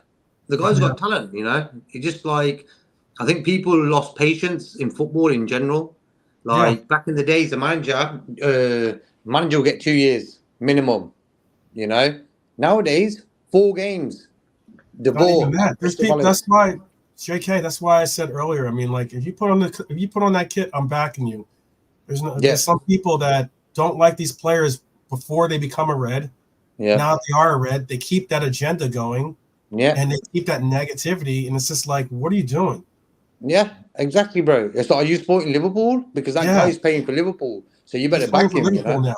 If you didn't like him before, okay, that's all well and good. But now he's playing for Liverpool. We need him to do well. Yep. So that's how I look at it. What about this comment, lads? Like your take on this?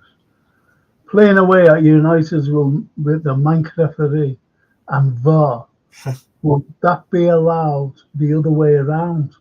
We will be lucky to get a draw because even if we score, it will be disallowed. Mark.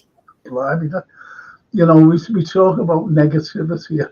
That's very negative, isn't it? But but I know what he means. I know what he means, though. Yeah, I know what I mean. Of course. Yeah. The thing is, Mark, I'm convinced we'll beat them. Someday. I'm convinced of it.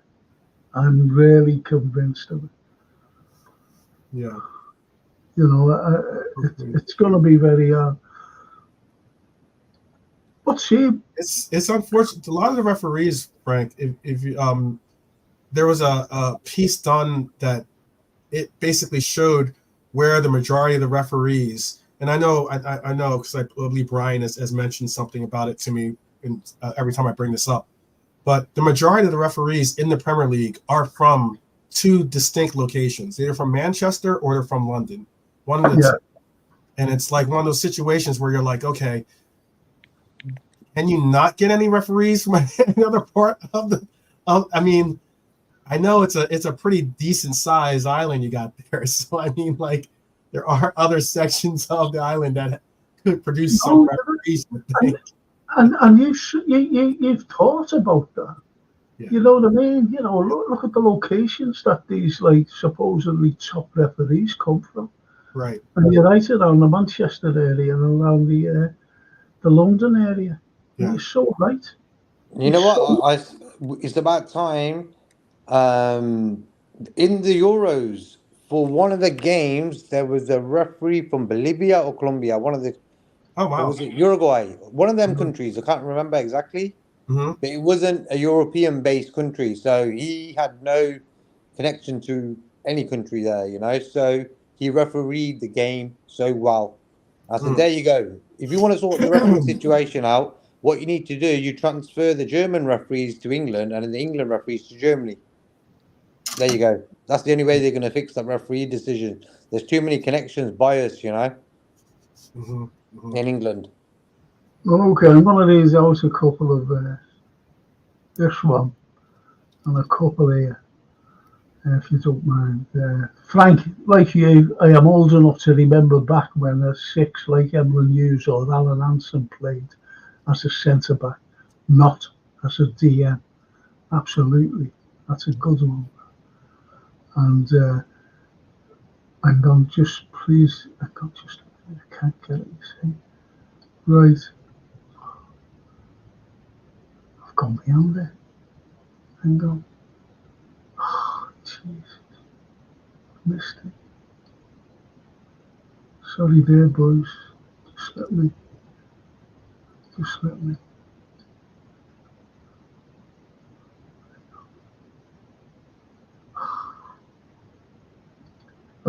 I've lost it. It was a cracking comment. Well, 3 comments I wanted to read out, but I moved on. Anyway, Frank, I caused a massive meltdown yesterday on Jamie Phillips' channel. I said, breaking news, Chiesa has failed his medical. You wanted to see the reaction. It was hysterical, says the Scottish Big. But one of the lads, MK, I wonder if I can still get MK.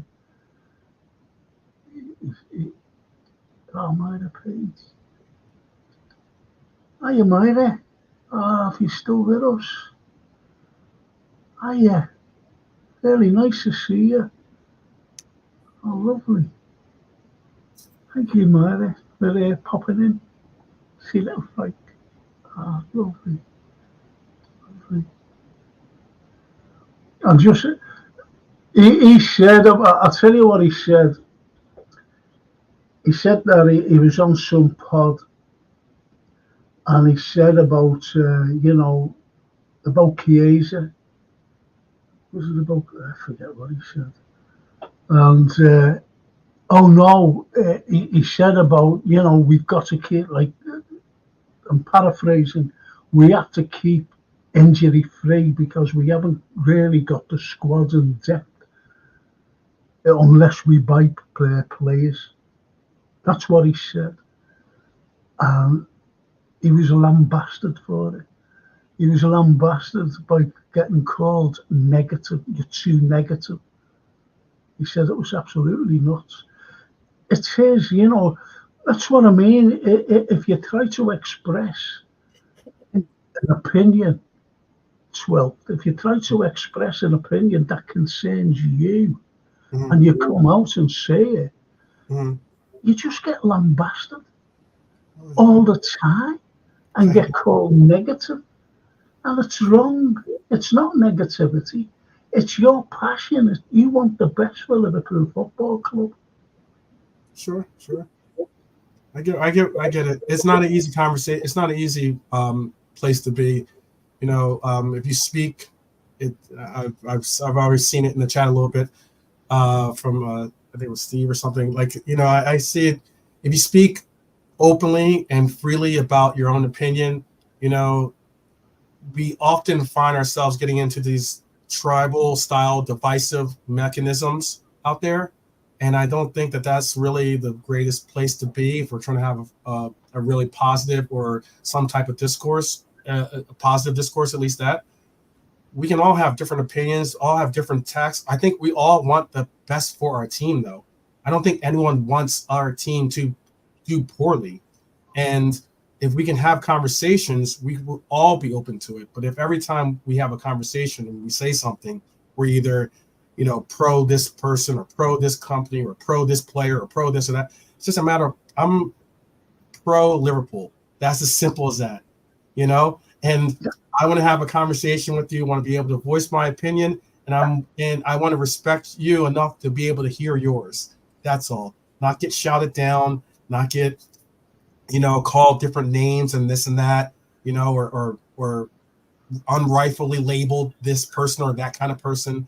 I would like to be able to conduct ourselves as civil adults and be able to create a dialogue between us that makes us seem like we're the adults in the room.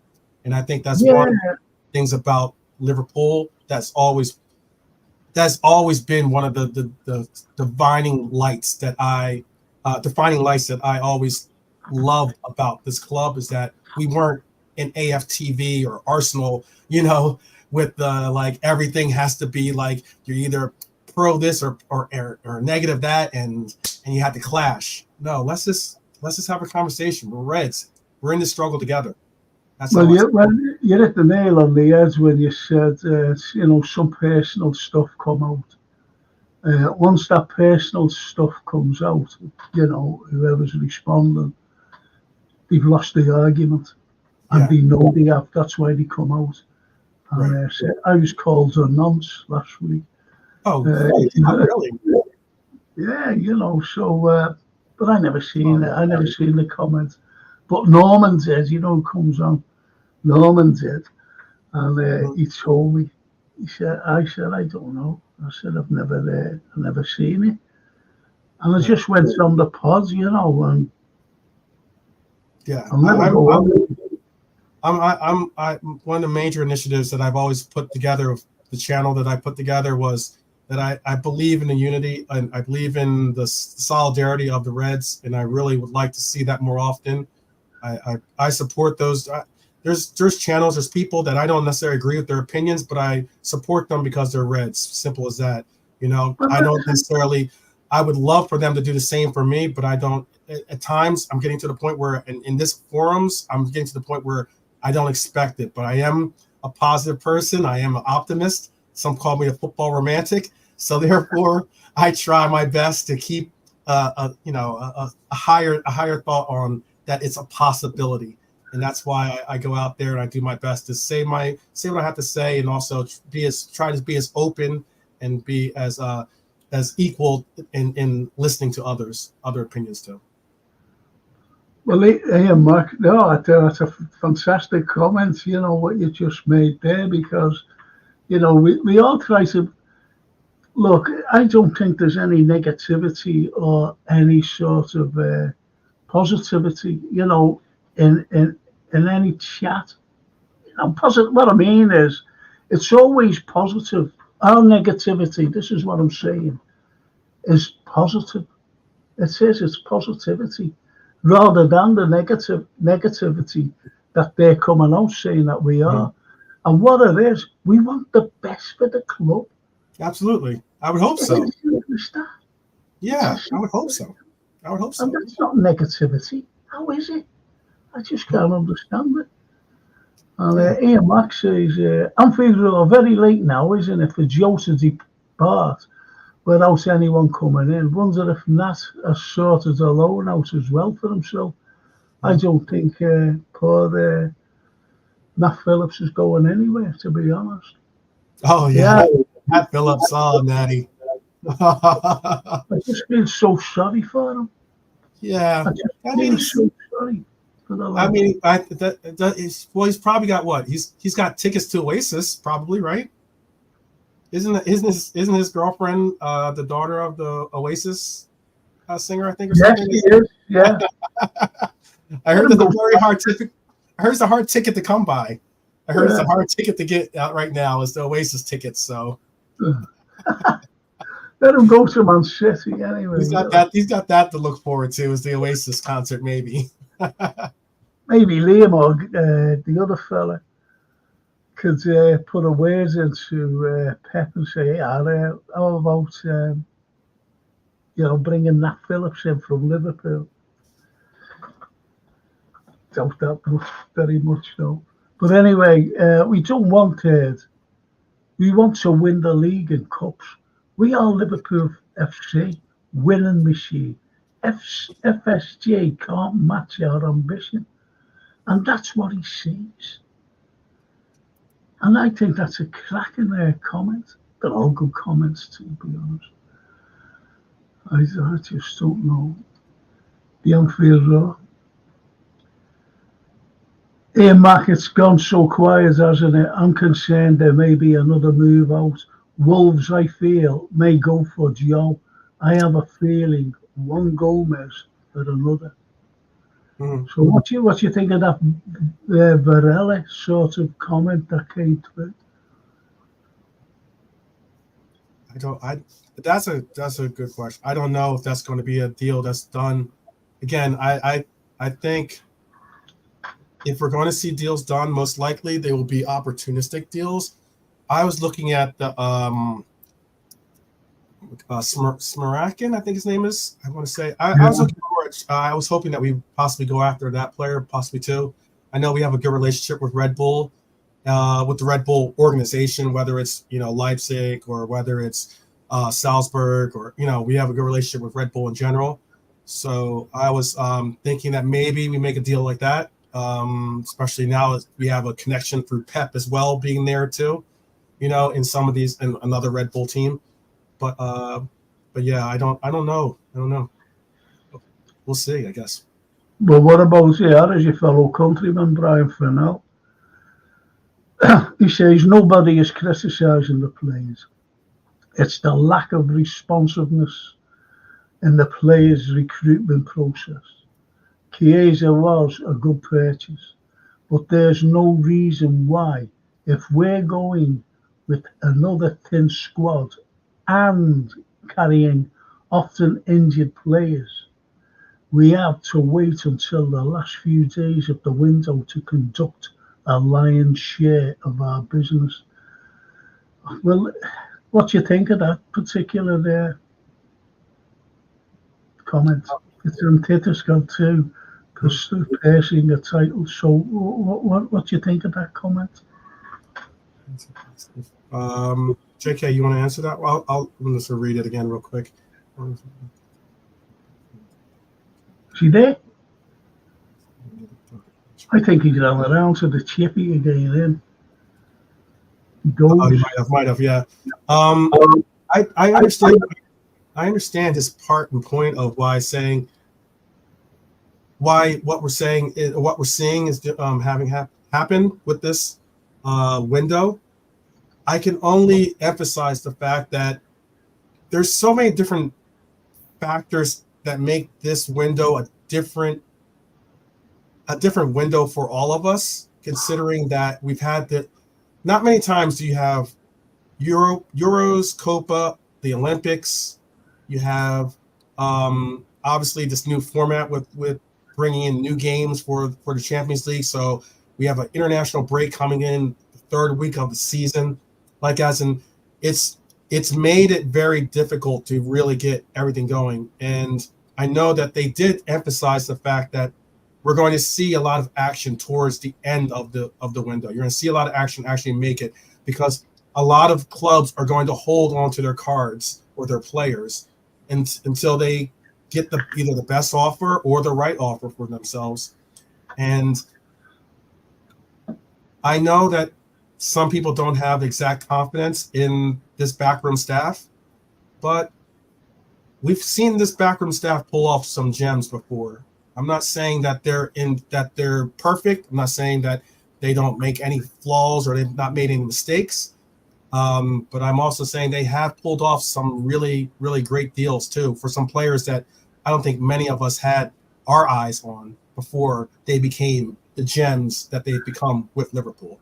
Yeah, but this is a different backroom staff, remember? Oh, certainly, yeah.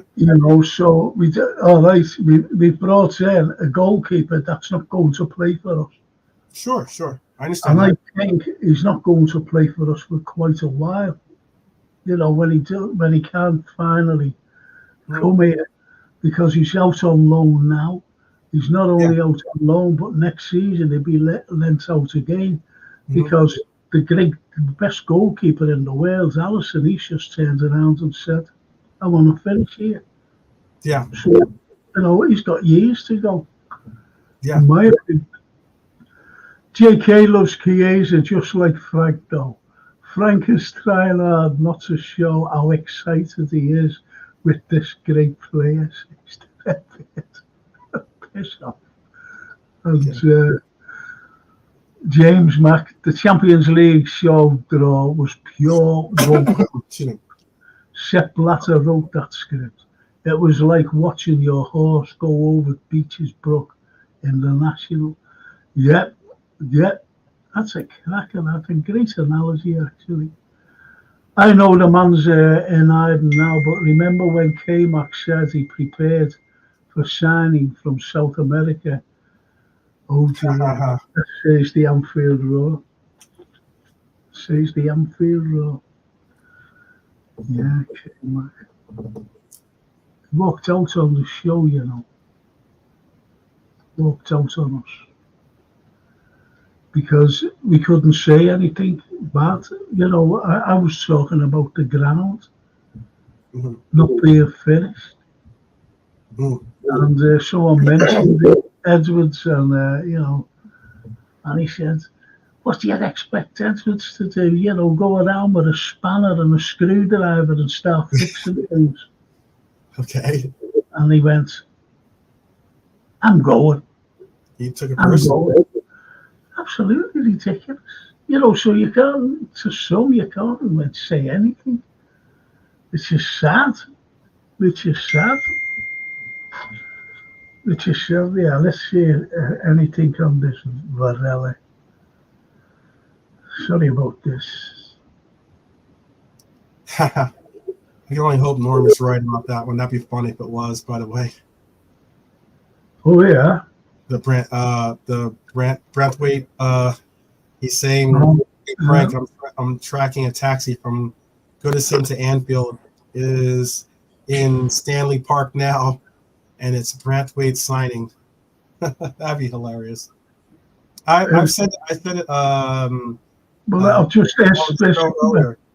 I think Brantwaite is a possibility. I don't think Brantwaite is going to come to the team in this summer or the summer window. I don't even think it's going to be in this January window either. But so you reckon he's good? Yeah, I'd go along with that actually. But you know how I do see us possibly getting him is if, and I know this might be harsh for the crosstown. Feverton goes down. Feverton goes down. Yep. I think I think that could come true. I think that could possibly come true. Yeah, I know. No disrespect to them. Yeah, no disrespect. It looks. They've lost. They don't look like they have the fire they need right now. Yeah. 12 there's something that's just come through to them. Okay. Ornstein. Oh, Ornstein. Okay. Has just said Varela to Liverpool agreed 45 million with 8 million add-ons. Wow. And there you have it. Varela. There you have it. Great player. I'd love that. But I tell you what. That takes away what was it, JK, you were saying? How much ever extra we had in the bank? Mm-hmm. That's pretty much all a little bit more. All a little bit more spent. Okay, so he's saying that then, yeah? Yeah. If David Ornstein speaks, normally that's, that's almost. Yeah, if he says it, yeah, it's on the cards, isn't it? Normally it's on the cards. But, if they've agreed the fee with 45 million and 8 million add-ons, I think that's about right. So that's been negotiated. So they must be paying the 45 right out and then the 8 million add-ons because that fella is a great player. He's up with that. That is. Beer. Let's see again, they're having a go. Raw. Frank will have no gums left by the time we play Madrid because he knows you're going to put him on his knees, says the red there.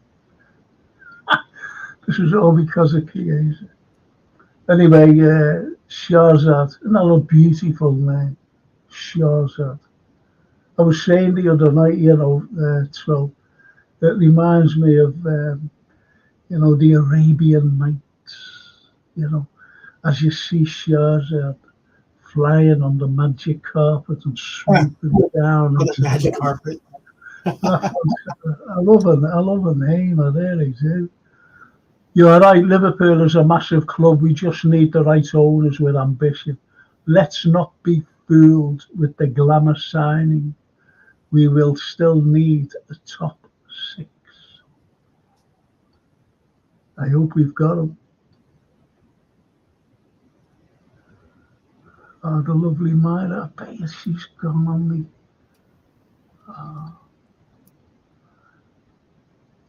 Frank Carlyle, what is your next best football team? There are two. But it's only through, family, granddads especially. One of them. And one of them is, you're not going to believe this, Inter. And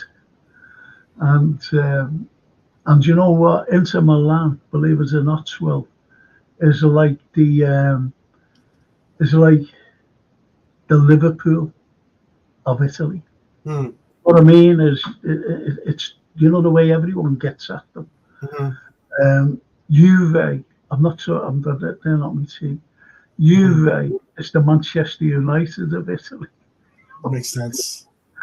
But the other team that I do know because of my granddad is Napoli. Okay. Napoli. His two brothers supported Inter, you see. Right. And him and his I think it was his uncle Gaetano supported Napoli. Strange, isn't it? Yeah. But they are them, Myra. If you're still with me, sweetheart, I can't even get a message to you. I still can't get a message to you because I'm off Facebook. I'm useless at any. I'm on X. That's all I'm on. I'm on X though. And Shazad, the Chiesa money from Solanke saved 9.2 million, and Luis Alberto 1 million, and the Polish goalkeeper we got 2 million.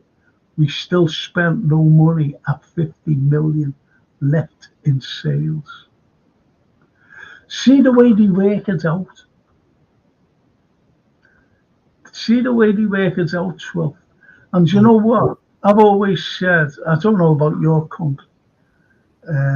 We've got a Chancellor of the Exchequer who does all these budgets, all the finance of the country, and he's supposed to do the best for the likes of the people, whatever, economically.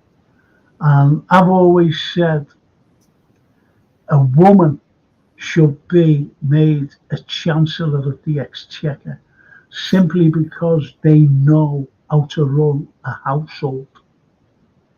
Okay. They do their best to run a household. A fella doesn't, but a lady does. They know how to run and budget everything. But a lady can't be a Chancellor for some reason. Did you know that in this country?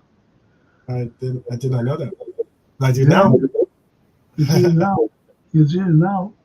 And those out there that did not know that know it too. That's good. This is why people tune in. AC Milan did that. I never knew that. Huge respect. Yeah, he's talking about what I said before about stopping the game, and after a minute to play, they told the referee to stop the game, and they sang "You Never Walk Alone" while the play stood in silence for a minute. How about that? Very emotional.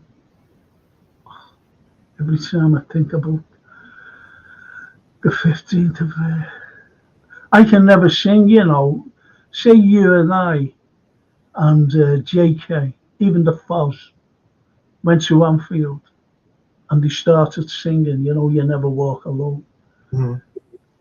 You'd start singing it, JK would start, and the Foz would start singing it, with passion and with emotion.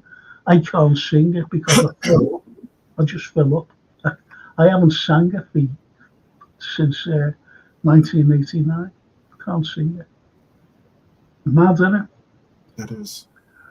But it's understandable. Yeah. Shows us again. Did you see Rafa Benitez on the overlap? He said that when he was manager, his budget was 17 million. What way do the panel see FSG going? I can't see them going anywhere, to be honest. But it's I'll be honest here. It's down to JK knows it, the 12th knows it, but I'd like their opinion on that. And I'll just say this. By the Anfield Road. Yes, that is true. I'm just guessing, but I see Kelleher staying, but Leicester are in the market, and Stevie is an ex-Liverpool insider. Whatever he was talking about there, but what do you think of that comment there about Rafa's budget of 17 million? But Yeah. here's my take on it, first and foremost. And it's firstly, yes, he was held back. But he was given 24 million. I've got to say this, by Exxon Gillette to buy Fernando Torres. He was given that. That was a lot of money then. Anyway, what we also have is it's not up to the owners, because the owners have put not Hughes especially, not Hughes, but he's put Edwards and Ward in place for players, to negotiate for players, not Sloot at all. Sloot has got no say on players. He's just there, and that's being emphasised by Edwards himself. So they're negotiating. They've got a budget, and their budget is by the players we sell. That's why Shawhead said about 17 million, if you know what I mean. Rafa Benitez was given 17, and the budget that we've got, if we sell players, that's the budget. If we sell players, and that's how we're getting this Varela and Chiesa. You look at 45 million, that's 55 million, 56 million or whatever. But the add-ons come later, as you know. The add-ons come later. So it's less than 60 million spent on players. Think about it. So that's that. And I know what you mean, Swelf, that none of these players we sold were part of our plans, but they were not last season either, but saved us, especially. I agree with that completely, Norm. I'm not saying that they weren't. They didn't have. I'm not saying that all these players didn't have a contribution in our pursuits of the title and pursuits of obviously the cup. But I'm just saying, I wouldn't have put like players like Tyler Morton or Ian Bashcetic or those fringe players, I guess you could say, on being the actual first team players. But I mean, look, So, what's your take on Stefan going anyway on loan? I never asked you there, 12. What's your take on him going? Would you have allowed him to go, and even Cavallo, by the way? If it was to go play with Pep, I would have said yes, primarily because I believe that Pep understands and believes in the young player. He'll give him good quality time in getting playing time. If it's going to Barcelona, that's a little bit different story. I understand that the experience will be fantastic. Obviously, the experience he learns from that time with a great team like Barcelona would be incredibly helpful. but it's just the fact that I don't want him to get too comfortable being back. That's my idea as well. They're my thoughts. Yeah, because you can easily be persuaded. Yeah, I don't want him to get too comfortable being back home, eating, having home cooking and with Barca as well, and being in the glamour and the glitz of Barcelona.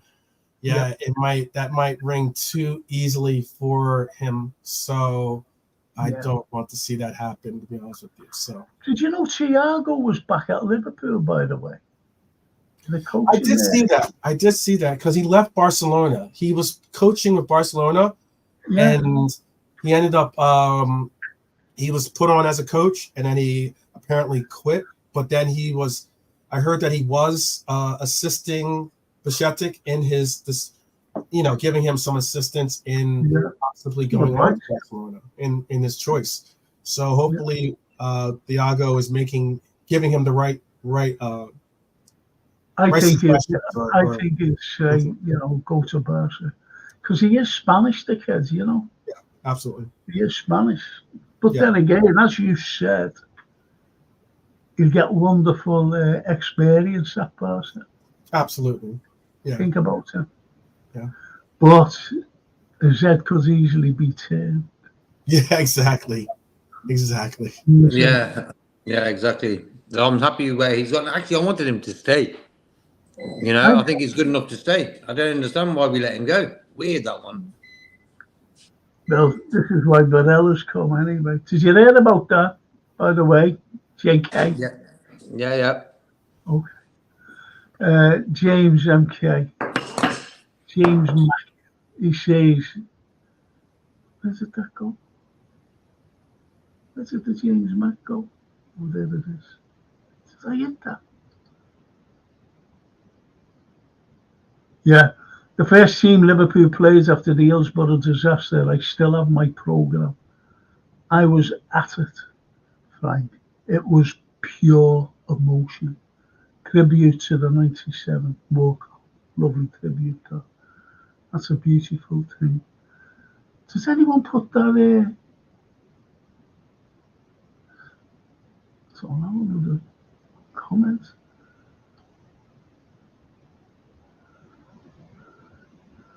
And the Scottish Bear. What Glasgow Celtic did in the 66-7 season will never be done again. Winning the European Cup with 11 Scottish lads who stayed 6 miles from each other. Unbelievable. Shankly was in the dugout with Stein.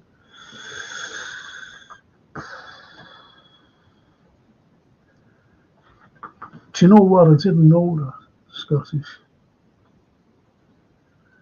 I've got a soft spot for the hoops, by the way.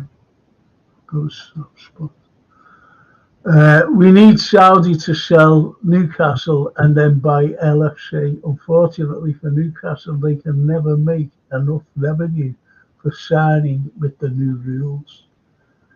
I don't know. I think they should take a look at Man City. Chelsea, they seem to be buying everyone. That's incredible. Absolutely incredible.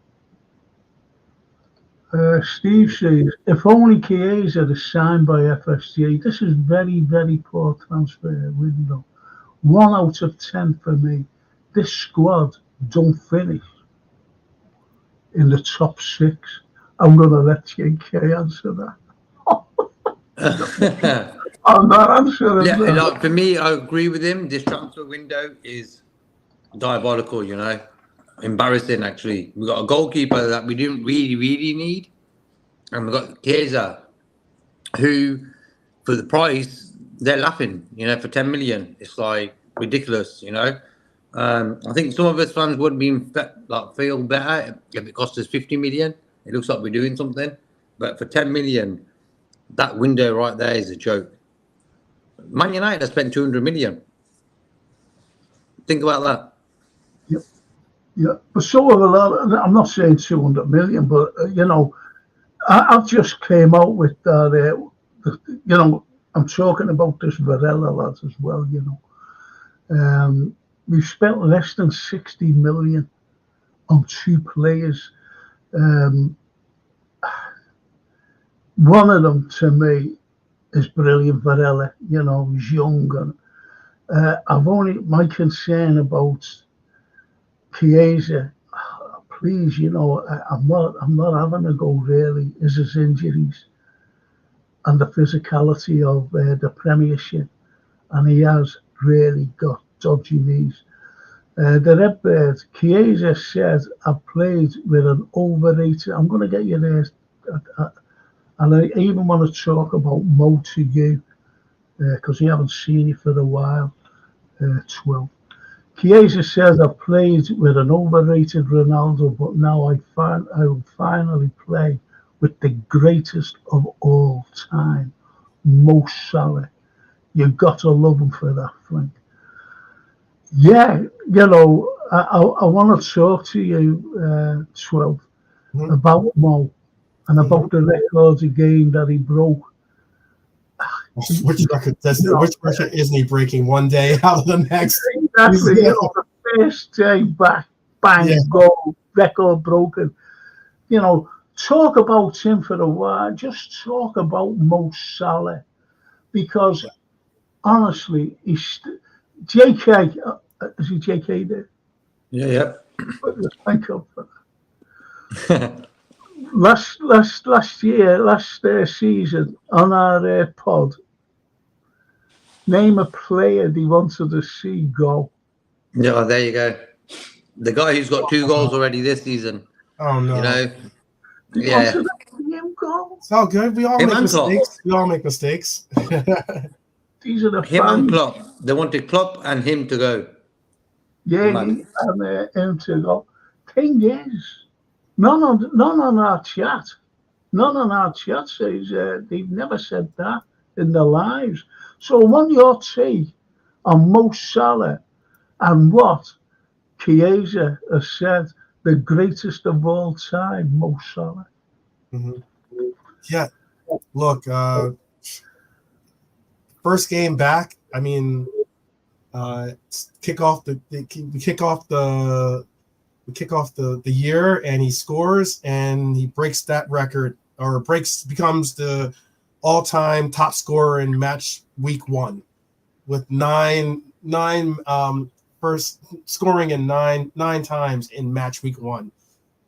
Incredible talent, incredible list of players on that list too. Talking about Lampard, talking about Rooney, talking about Alan Shearer, talking about Aguero. Vardy's on that list. I think even Sheringham is on that list too. Teddy's on that list. So I mean, it's some really talented players. But who tops it? Mo Salah.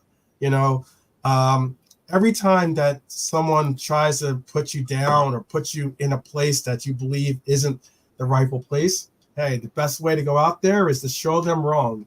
And that's what Mo does. For the most part, he goes out there and just does his thing. He rises to the top and continues to just shine like the star he is. So dominate.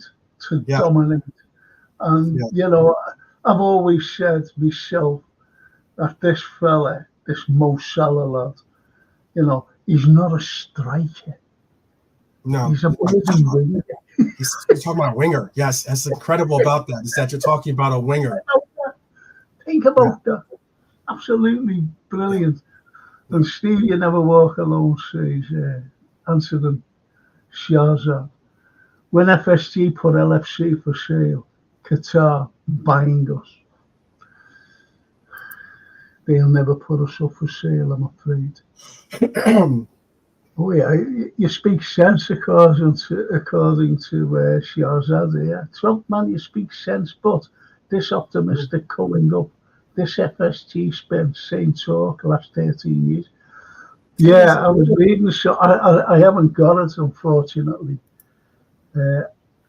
It's over 3 years, like the last 3 or 4 years, and each paper I had, he has a little cutout. War chest for Liverpool this summer. Right. Just don't say war chest. That's a trigger word. Let me say that right now. That will trigger if you want to drive people insane. Use the word war chest. That will have people turning up tables and going crazy. Not another one. Not another one. Yeah, look. Now, Brian says, I could be wrong here, but any of underage team, any of the underage team I've watched so far this season, I've got well beaten. Could it be anything to do with Jurgen leaving? Now, I've been watching them. They have been well beaten. And I'm even talking about up at the Kirby Academy here. They've been well beaten. We got beat by Leicester, who was stuffed last season, and young Dunk got a hat-trick, and yet they came here and beat us 2-1. Yeah. You know, well beaten as well. They could have had a lot more of that. I don't think it's because of, I don't know. I don't know. I really don't about that comment. You know, is it because of Jurgen leaving? I have no inside track or ITK either, but isn't a better move to address your needs early and then pounce on a Chiesa late in the window? What do you say? Anyway, what do you say? Yeah, it's like for me, we wasted them. Those weeks when the Euros was on, we should have got most of them things done. But then, like, I don't know who was saying this today, that if we sign them early on in the window, we've got to pay them a month's wages, and that could equal up to nearly $1 million. When you look at wages nowadays, 250 grand a week, that's like $1 million a month. So we'd have to pay that player them wages for that 3 month, you know. So hence why they don't do them deals. They do late on in the window, so you don't have to pay them that extra month wages, where they'll probably be on holiday anyway. Oh, look at this. Growling. Something must be happening with this Rabiot. No, don't want him. I don't want him. No, you know, that'll spoil the whole thing. We're doing Italian food, not French food. No escargot right now. No That's escargot. Absolutely mad. That's absolutely mad. Liam Henley. Frank Carlyle is Mr. Liverpool. There is nothing the man doesn't know about Liverpool City and LFC. Legend, mate. Oh, thank you, Liam. That's out of blame. Thank you so much, Liam. Gertrude works for me, as does Ignacio, unless we're on for Carlyle. I don't know, you know. I don't know, with this Varela coming through. Ignacio, yeah, for me, yes, absolutely. Absolutely. It's just mad, isn't it? That Duncan fella from the other LFC podcast, oh yeah, said Jude Bellingham deal was agreed. John Henry did not want to pay Jude father a fee. Klopp was few. That's true, that's yours, Ed. I've said that many a time. And I got called, I know you're all wrong and everything. I got called that. I really did. I got called it for everything because the deal was done. And even Klopp smashed down the phone to Henry because it was one of those phones that you pick up, like the White House does, like the 10 Downing Street does, like Moscow does, picking them certain phones up. And smashed it down and broke the bloody thing, apparently. And the deal wouldn't go through. That's why, like for me, Klopp has to write a book. I don't think he will tell them sort of secrets, but the whole Jude Bellingham scenario and like it's just... You might find out. There's Amazon. I don't know if you heard this or not, but Amazon is currently negotiating for the rights to Klopp's autobiography, or they're doing like a special book, and they're trying to get the rights for it. So you might have all the inside dirt. Yeah, I just can't imagine him saying anything though. He won't do that. It must be coming through.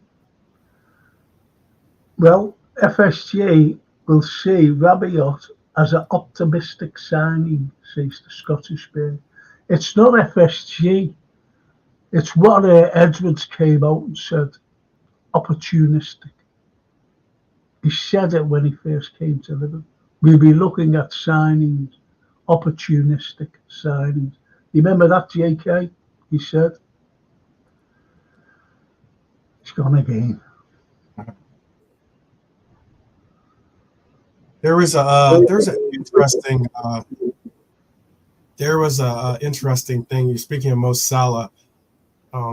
I saw this. I was trying to find it because I know I had the actual, not meme, but the graphic. I was trying to look for it, but they were talking about Salah and his greatness, and they're showing the Premier League before Salah and the Premier League since Salah has been a part of it. And the Premier League before, we had Suarez, who had the most goals in one season at 31. Well, then Salah came in and broke it. Ronaldo had the most Premier goals as a winger at 84. Well, then Salah came in and broke that record.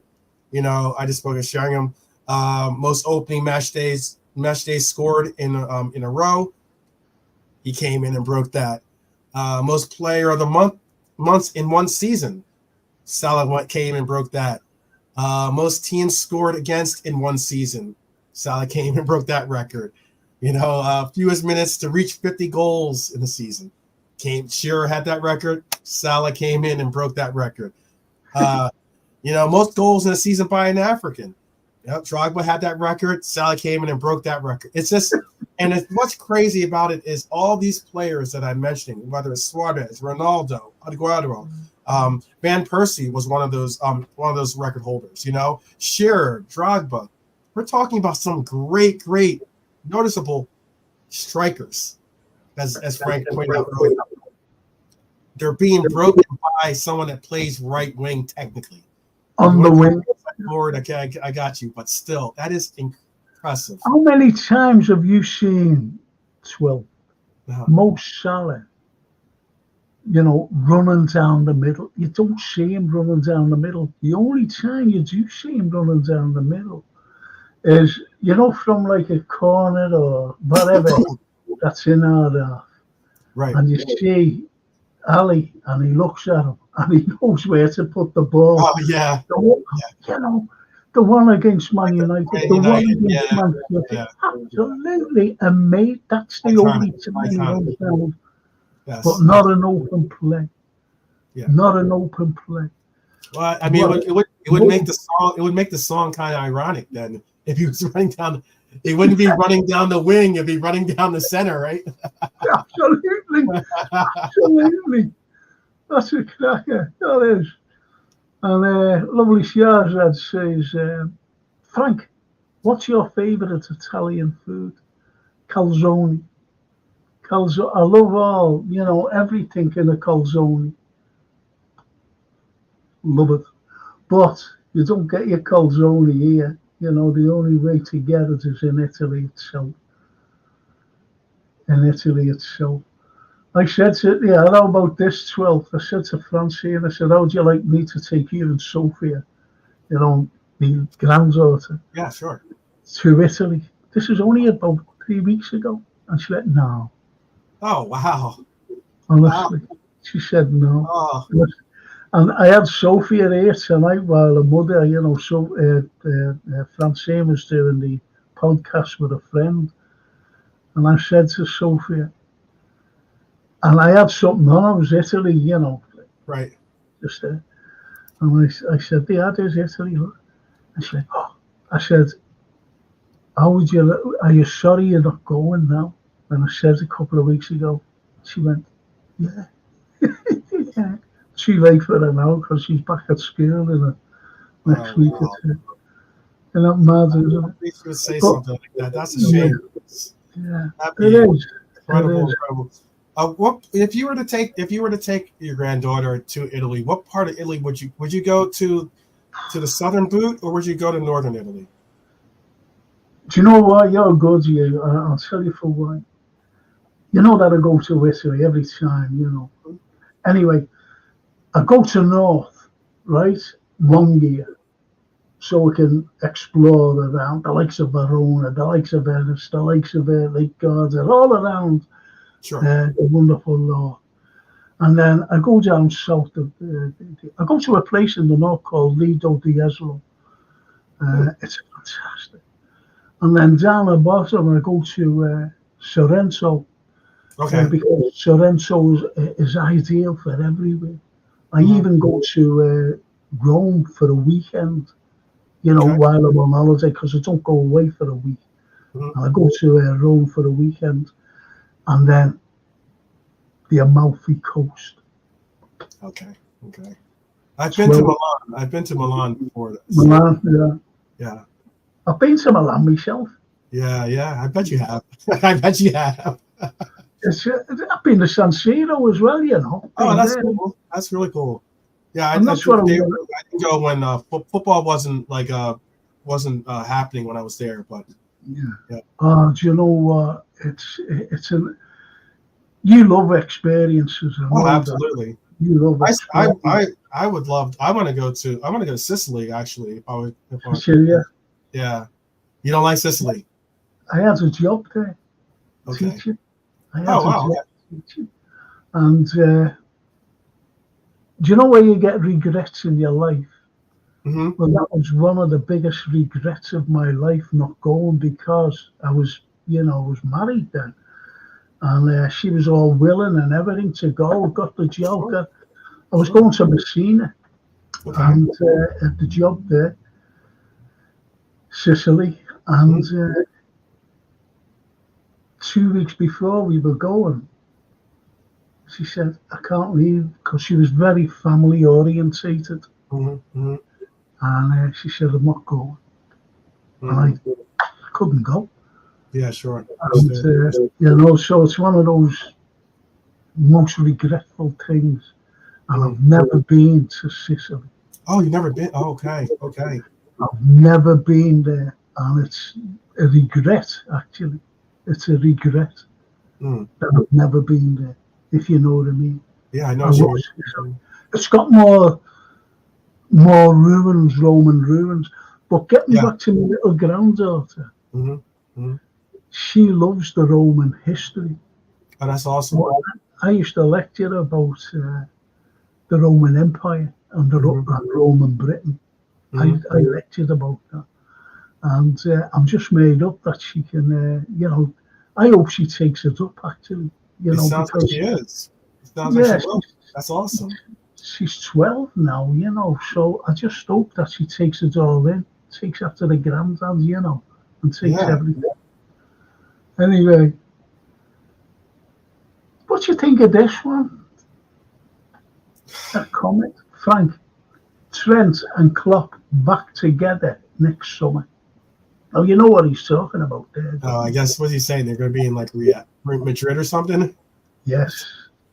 I've always said, that Jurgen will take the Real Madrid job after Ancelotti leaves. I think was it UJK? Someone was talking about this, but I didn't know about this maybe angle to it. But apparently, like Klopp was choosing so because of his health as well. He had some health concern or something, and like it was the pressure and stress of the job was kind of weighing on his health. I don't know. I thought that I didn't know if that was JK that mentioned that or not. And JK, you with us or no? JK, yeah. Okay.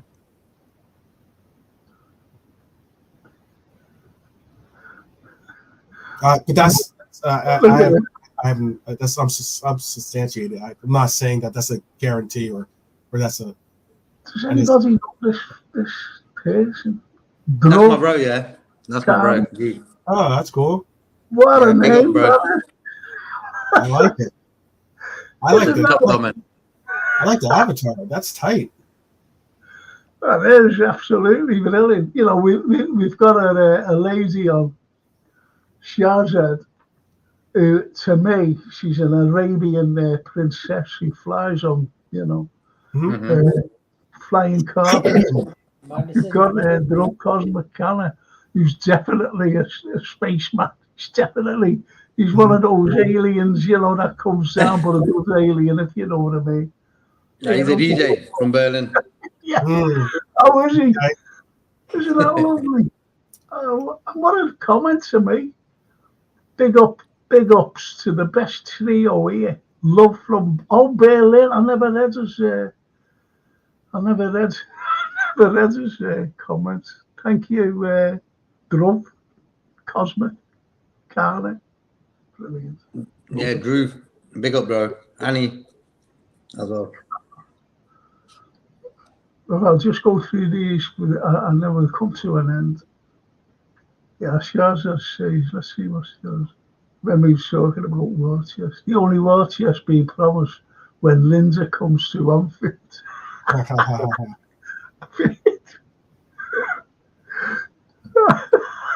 Gotta keep him happy. Gotta keep him happy.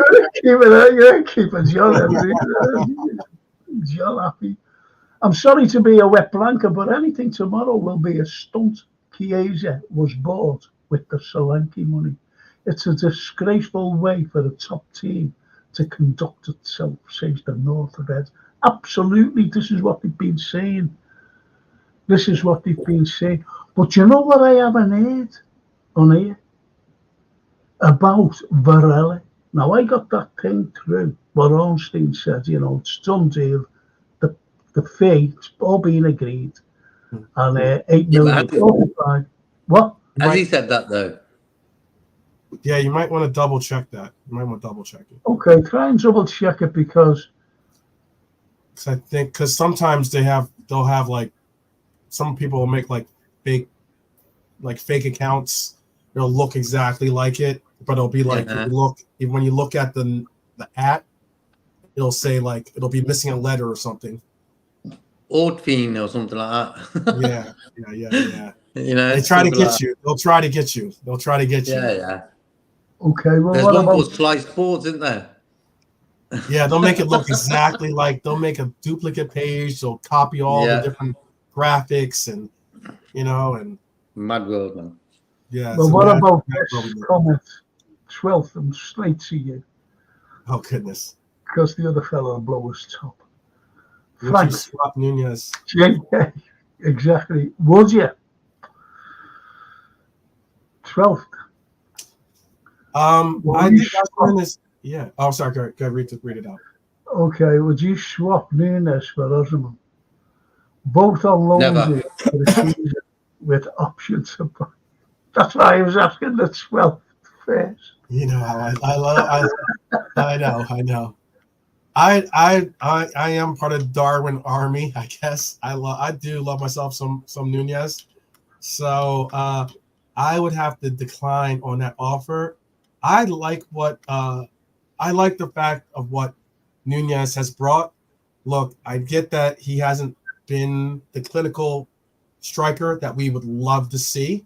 I would love to see El Nino reborn. Okay. But I also know that this player has gone from something like 16 or something GA his first year to 30 something GA his second year. If he continues to put out and make contributions, get what we said earlier, get important goals. If you're not going to score a lot of goals, just score the right goals for us. Okay. I'm down with that too. It's just one of those things where if you're going to have if Diego's going to be our main striker, cool.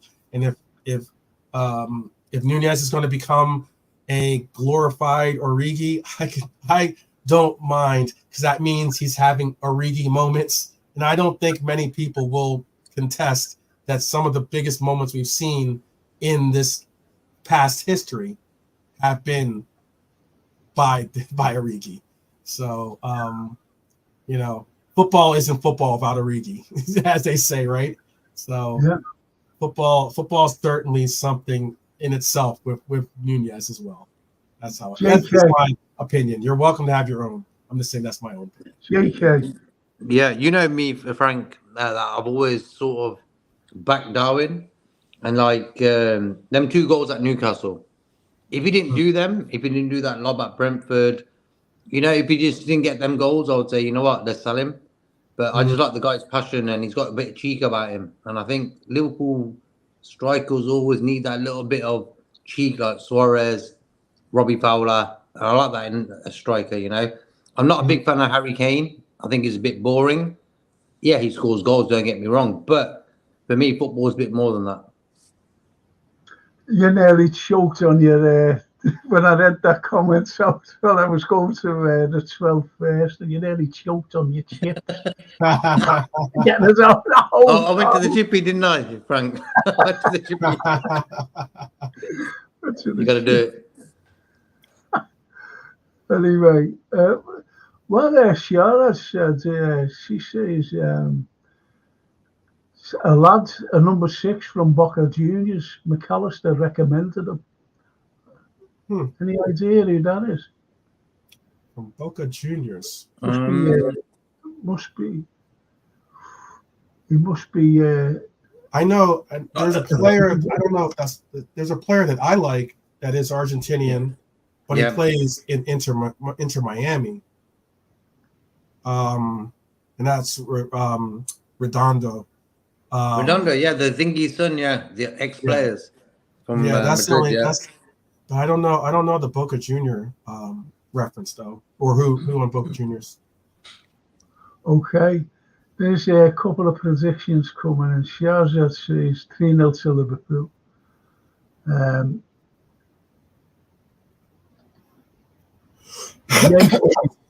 I've done 3-1 Liverpool on Sunday on my Super 6. I'm going 2-0. I'm going 2-0. I'm going halftime walkout by the nothing. That's what I want to see. That's what I want to see. That's what I want to see. Yeah.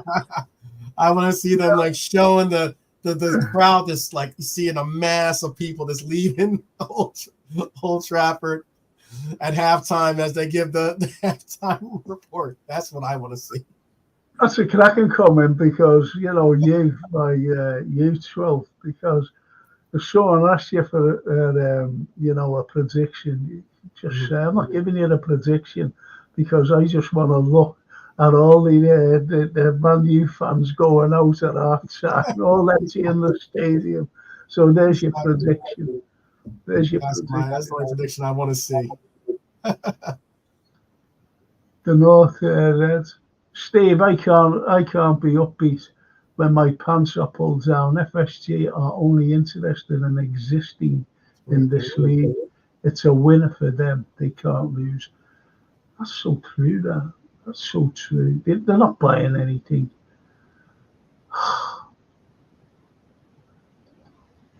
And Steve says, Frank, you are miles behind the live chat comments, questions to the...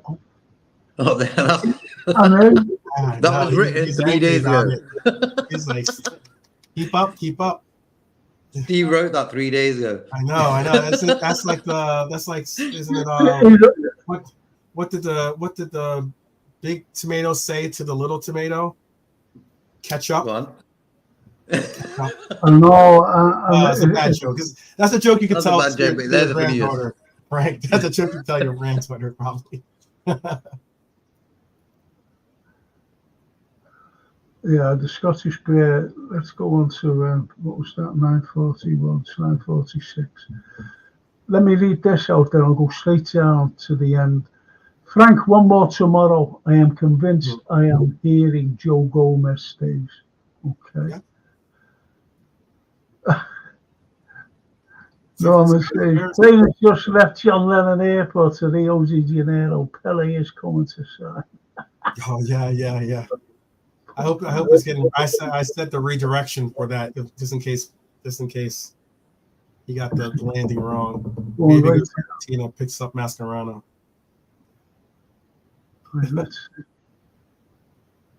Right down. Also, by the way, I do hope Joe Gomez stays. To be honest with you, I do hope Joe Gomez stays. I value Joe Gomez.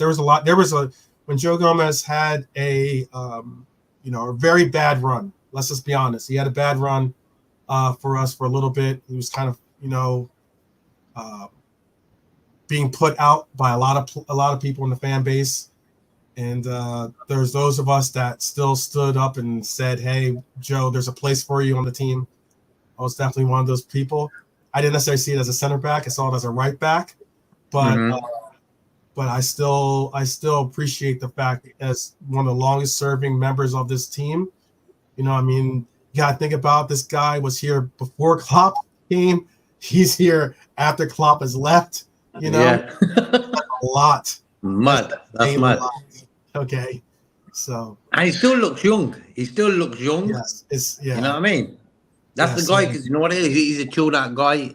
He's really down to earth, and that's why he looks proper young still. Top guy, man. Yeah, definitely. CW says, "Fuck me, Frank. I thought you said Barella, not Barella." I thought you said Barella too. That's what I thought you said. Originally, I thought you said Barella. Then you were talking about Italy. I was like, Barella, really? Yeah. Okay. Yeah, that's what I thought.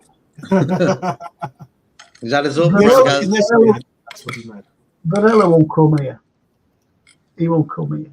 No. He loves Inter. Mm. He loves Inter. That's his old sound. Like that Zubamendi. But I think there was more problems with Zubamendi than what we know of.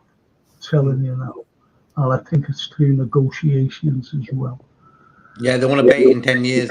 He didn't want to pay the money. This chairman said, or the owner, "Give me the money, you can have it. In full."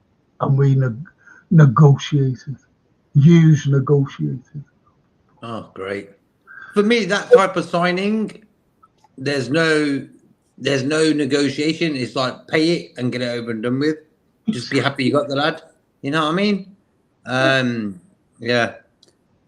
Because the way football is structured now, the financial side of it, paying like £5 a week, on the catalogues. You remember them catalogue days? £5 a month or something. That's what you want to do sometimes. Come on. Yeah, exactly. 8 francs. 8 francs. My problem with Rafa, he sold Robbie Keane, who I thought was playing well for us. He was actually. And then he used the money to buy Glenn Johnson instead of buying another striker. That was a disgusting move. But Glenn Johnson was good. Yeah, he was top. He was a Trent of them days, if you understand what I mean. He wasn't your standard Gary Neville right back. He was a little bit different. But, let's be honest. 8 francs, says Steve. This is how American owners operate Liverpool, on pennies. And, if you've only got so much to spend. Now, I mentioned Zubamendi. Maybe Edwards had a word and don't want the Zubamendi thing to happen. You can come to any conclusion, but they all sound right, if you know what I mean. You wouldn't dismiss it. You wouldn't say, "Oh, behave yourself." Right? Yeah, why not? You know what they're like. And the 8 francs still says, no, that was nothing to do with the owners. It was Rafa's ego. He made a huge mistake. Robbie Keane was doing well, and we desperately needed to keep another striker at the time to help Torres. You're right. You're right. We did need another striker, and he was playing well. And I couldn't believe that he was only here, from the August till the January, and then he went, which was a shock, to be honest. What? What's just the Scottish bird? I saw a great quote. Young Matic should stay away from Barcelona. A few bad games and they will bury him. What do you reckon? Says the Scottish bear. I'm going right down to the bang on. That's why I'm happy he didn't go there. And also, he'd probably get his head twisted, I like it. Yeah. Yeah. You know, the weather's going to be nice there. Yeah. Yeah. Yeah, I'm well out, aren't They've got a lot riding on in Barcelona. Like, you talk about teams that are, dealing with their injuries. They've been dealing with their injuries. They just had another major injury. They've had injuries to some of their younger talent as well. Barcelona needs, and they're falling behind Real Madrid further and further, and they know it. So that doesn't go too well with their fan base. So I'm sure that they're trying to make an effort to do something about it. Well, Trap Joe, never is. Yeah, Trap Joe. Big up. Yeah. He was on the stream of he's probably watching the stream that JK and I were just on. And Yeah, he just changed there. Hello, I just watched the 12th man recorded stream and just saw this one out of nowhere. Thank you. If you haven't, it's the algorithm. We were mentioning your show coming up, so maybe the YouTube algorithm was like, okay, let's push this. Let's switch it to Frank's. Yeah, I put the link in the chat as well. So yep, there you did. Bless up, Trap Joe. Did you hear, Frank? Did you hear what Chiesa's dad said? He said he told his father. This is a quote. He said I'll just quote him as he says. I told my father Enrico about the Liverpool bid. He said immediately, "Go!" with exclamation point. Go. And his father was a very talented player, by the way. Very talented player. Yeah. And that's high praise to hear that his father was like, hey, without hesitation, in support of him coming to Liverpool. That's high praise. Yeah, of course. Of course it is. Hang on. Let me just. I've got to go. I'm sorry, Mickey M. I'm sorry. Yeah, let's see. I just want to try and get some. Fun thing. A friend moved to Italy in 2000. We went on a visit, and when the former Milan player and Roma coach Nils Lidholm, he has a winery north of Turin. He told us about coaching Totti at age 14. He was brilliant, Totti. Now, if you want a player and a great player at that, who's loyal to his club, Totti was. Oh, Totti, yes, certainly. Totti was. Stayed with Roma all his playing life. Yeah. What a player. I loved him. Yeah, and Italian icon too for the national team too. Very, very talented player. He was brilliant.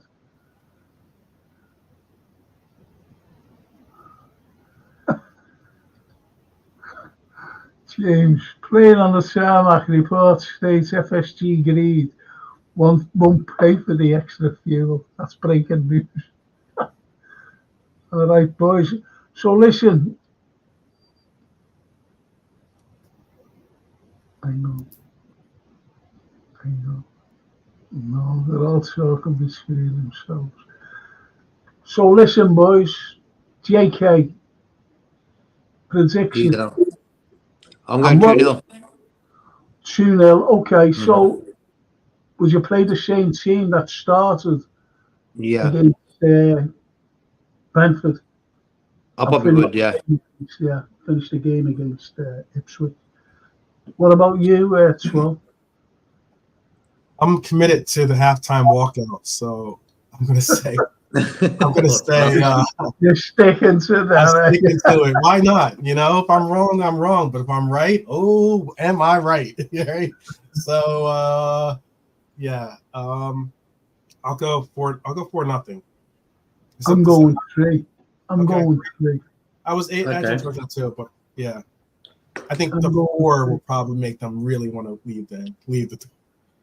Do you know last week? Honestly, 12.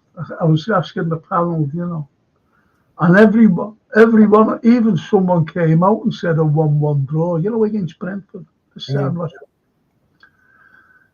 And others were saying like a 1-0 or a 2-1, to Liverpool. And I said, have you noticed the confidence isn't there with you? It's not there. And I gave a 3-0 prediction, unfortunately, but I was nearly there. I nearly done the honours of, at least a clean sheet. So Right. that's why I'm going for the same 3-0. I'm going to go with what I was watching. As I said to you boys before, Liverpool will beat these. When I was watching Manchester United, Liverpool will beat these. I really do. Anyway. Yeah. James says the Pools will win 3-0. Revenge for that FA Cup defeat. Absolutely. They expect to lose at Anfield. I definitely want to give them a little bit of a smackdown at what I call Old Toilet. And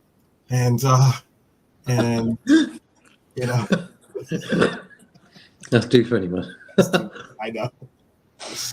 Runny toilet, as it is somewhat. They got a leak in the toilets. But I think last year we were a bit too overconfident. I think going into that into them games against them, we had the FA Cup game. We was a bit too overconfident. Yeah. Them fans are going to be wild. You know what their fans are like. Yeah. It doesn't matter even if their team's rubbish. They still want to beat us. So I just hope we don't. I want some arrogance. I think arrogance is sort of a protection in them type of games. Yeah. You can't go there sort of soft-hearted because them fans will eat us up. You know what I do miss too is I miss the era where players took a little bit of pride in beating the rival, and they took a little bit of that fan perspective of, I hate playing this team. I want to go out there and I just want to demolish them. That kind of mentality. You don't really see that too often. So many of these players are friends with each other off the pitch. They play, obviously they play on each other's national teams and such, but they're friends. They do holidays together. Sometimes they're you want to see that intensity where they're just going to go out there and it's going to give their all, and they're going to actually want to run up the score because they understand that that's the way the rivalry works. But I guess Mikey M says plane is over Lugo, Northwest Spain? ? So, you must be watching these streams. I'm not saying, the likes of Sky Sports or whatever. Now, Northwest Spain, is it going down wherever it is, or is it coming up towards the UK? So if it's coming up towards the UK, it could be on board Varela. You never know. No. But it's all, again, it's guesswork, lads. It's guesswork. But we'll be back tomorrow, JK. And it'll be great if you could make an appearance, 12. Yeah. I'll do my best, definitely. Yeah, because, it's the Are you gonna? So you're doing a show? Are you doing a show after the game? You're saying, or? No, it's tomorrow night. It's tomorrow night. Oh, okay, yeah. Yeah, for the transfer window closed. Oh, for the transfer window closed. Okay, yeah. But we will be doing it post match as well on Sunday. Okay. Which should be fun. Yeah, exactly. You could turn around. I told you they were all be leaving at Yeah, I know. That's what I'm hoping. That's the thing. Even if you don't agree with all my takes, at least there's some things that even if you don't believe in it, you have to say, I hope he's right. I hope he's right. Yeah.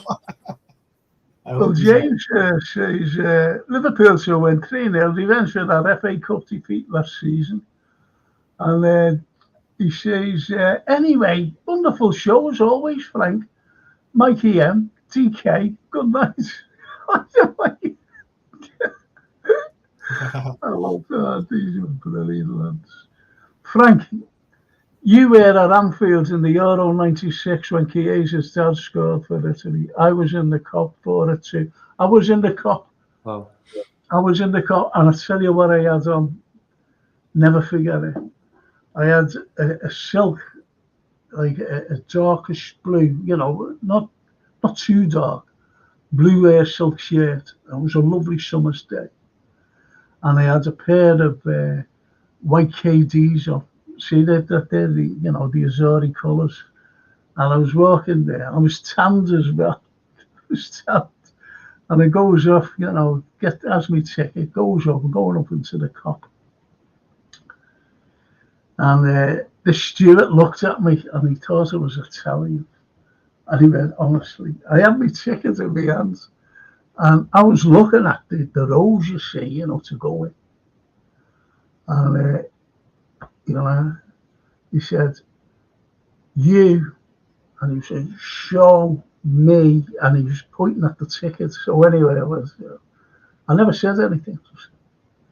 And he looked at it and he went, you follow me. Follow me. And I'm looking, I had no glasses on then. I was looking at him like that. What's to say? Like, you what? Thinking he was Italian, thinking I was Italian.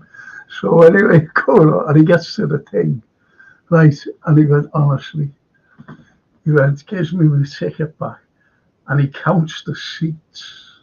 He goes, 1, 2, 3, and he got to 6.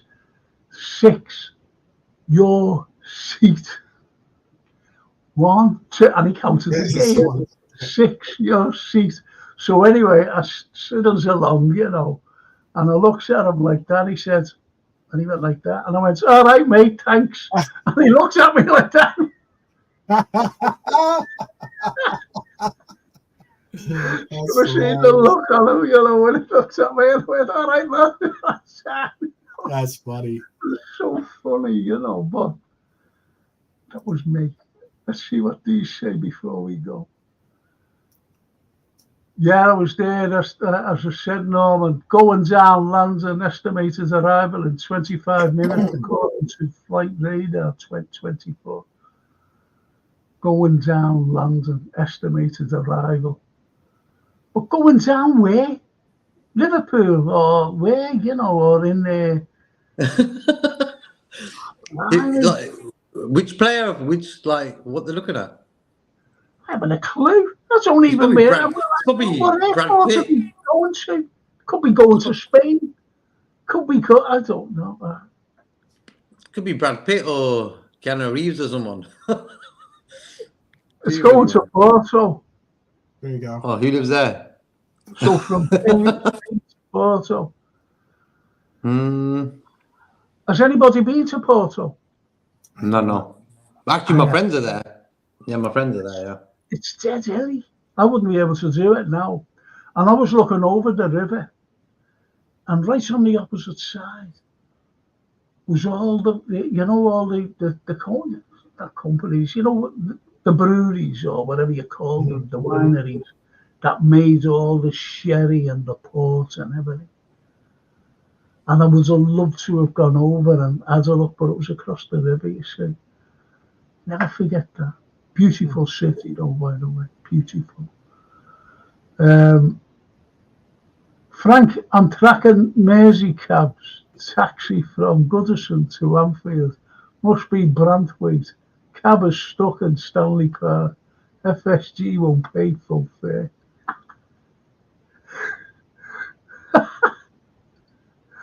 And Mikey M, no, all planes except military must name to where they are going. Okay, lads. Thank you. Thank you. Thank you for your company there. Well, That's good. JK keeps rushing the chip. You know what I mean? Oh, you know, are you there, JK? JK, ask a question. Just come the chippy for someone. Anyway, it's been great tonight. The chatters, you know, lads. What do you think of the chat on air there tonight, 12? As always. Chats As on always. Yes. Yeah, Really big up the chat. They're our version of the Invincibles. Yes. Mhm. Yes. The boys. These are the boys and the girls, by the way, because Certainly. Shazam, you know. Thanks, lads. Hopefully, 12th, see you tomorrow. I'll be seeing JK tomorrow. Thank you so much. Thank you to the chat. Thank you for Jason Pennington for setting everything up. But it's just to the chat especially. Because, lads, without you, we wouldn't be having JK nor the 12th man. Because you make the show. Thank you so much. Absolutely. Thank you, 12th. See you tomorrow. JK, see you tomorrow. Thank you. Pleasure, guys. Take care, everyone. Up the Reds. Take care.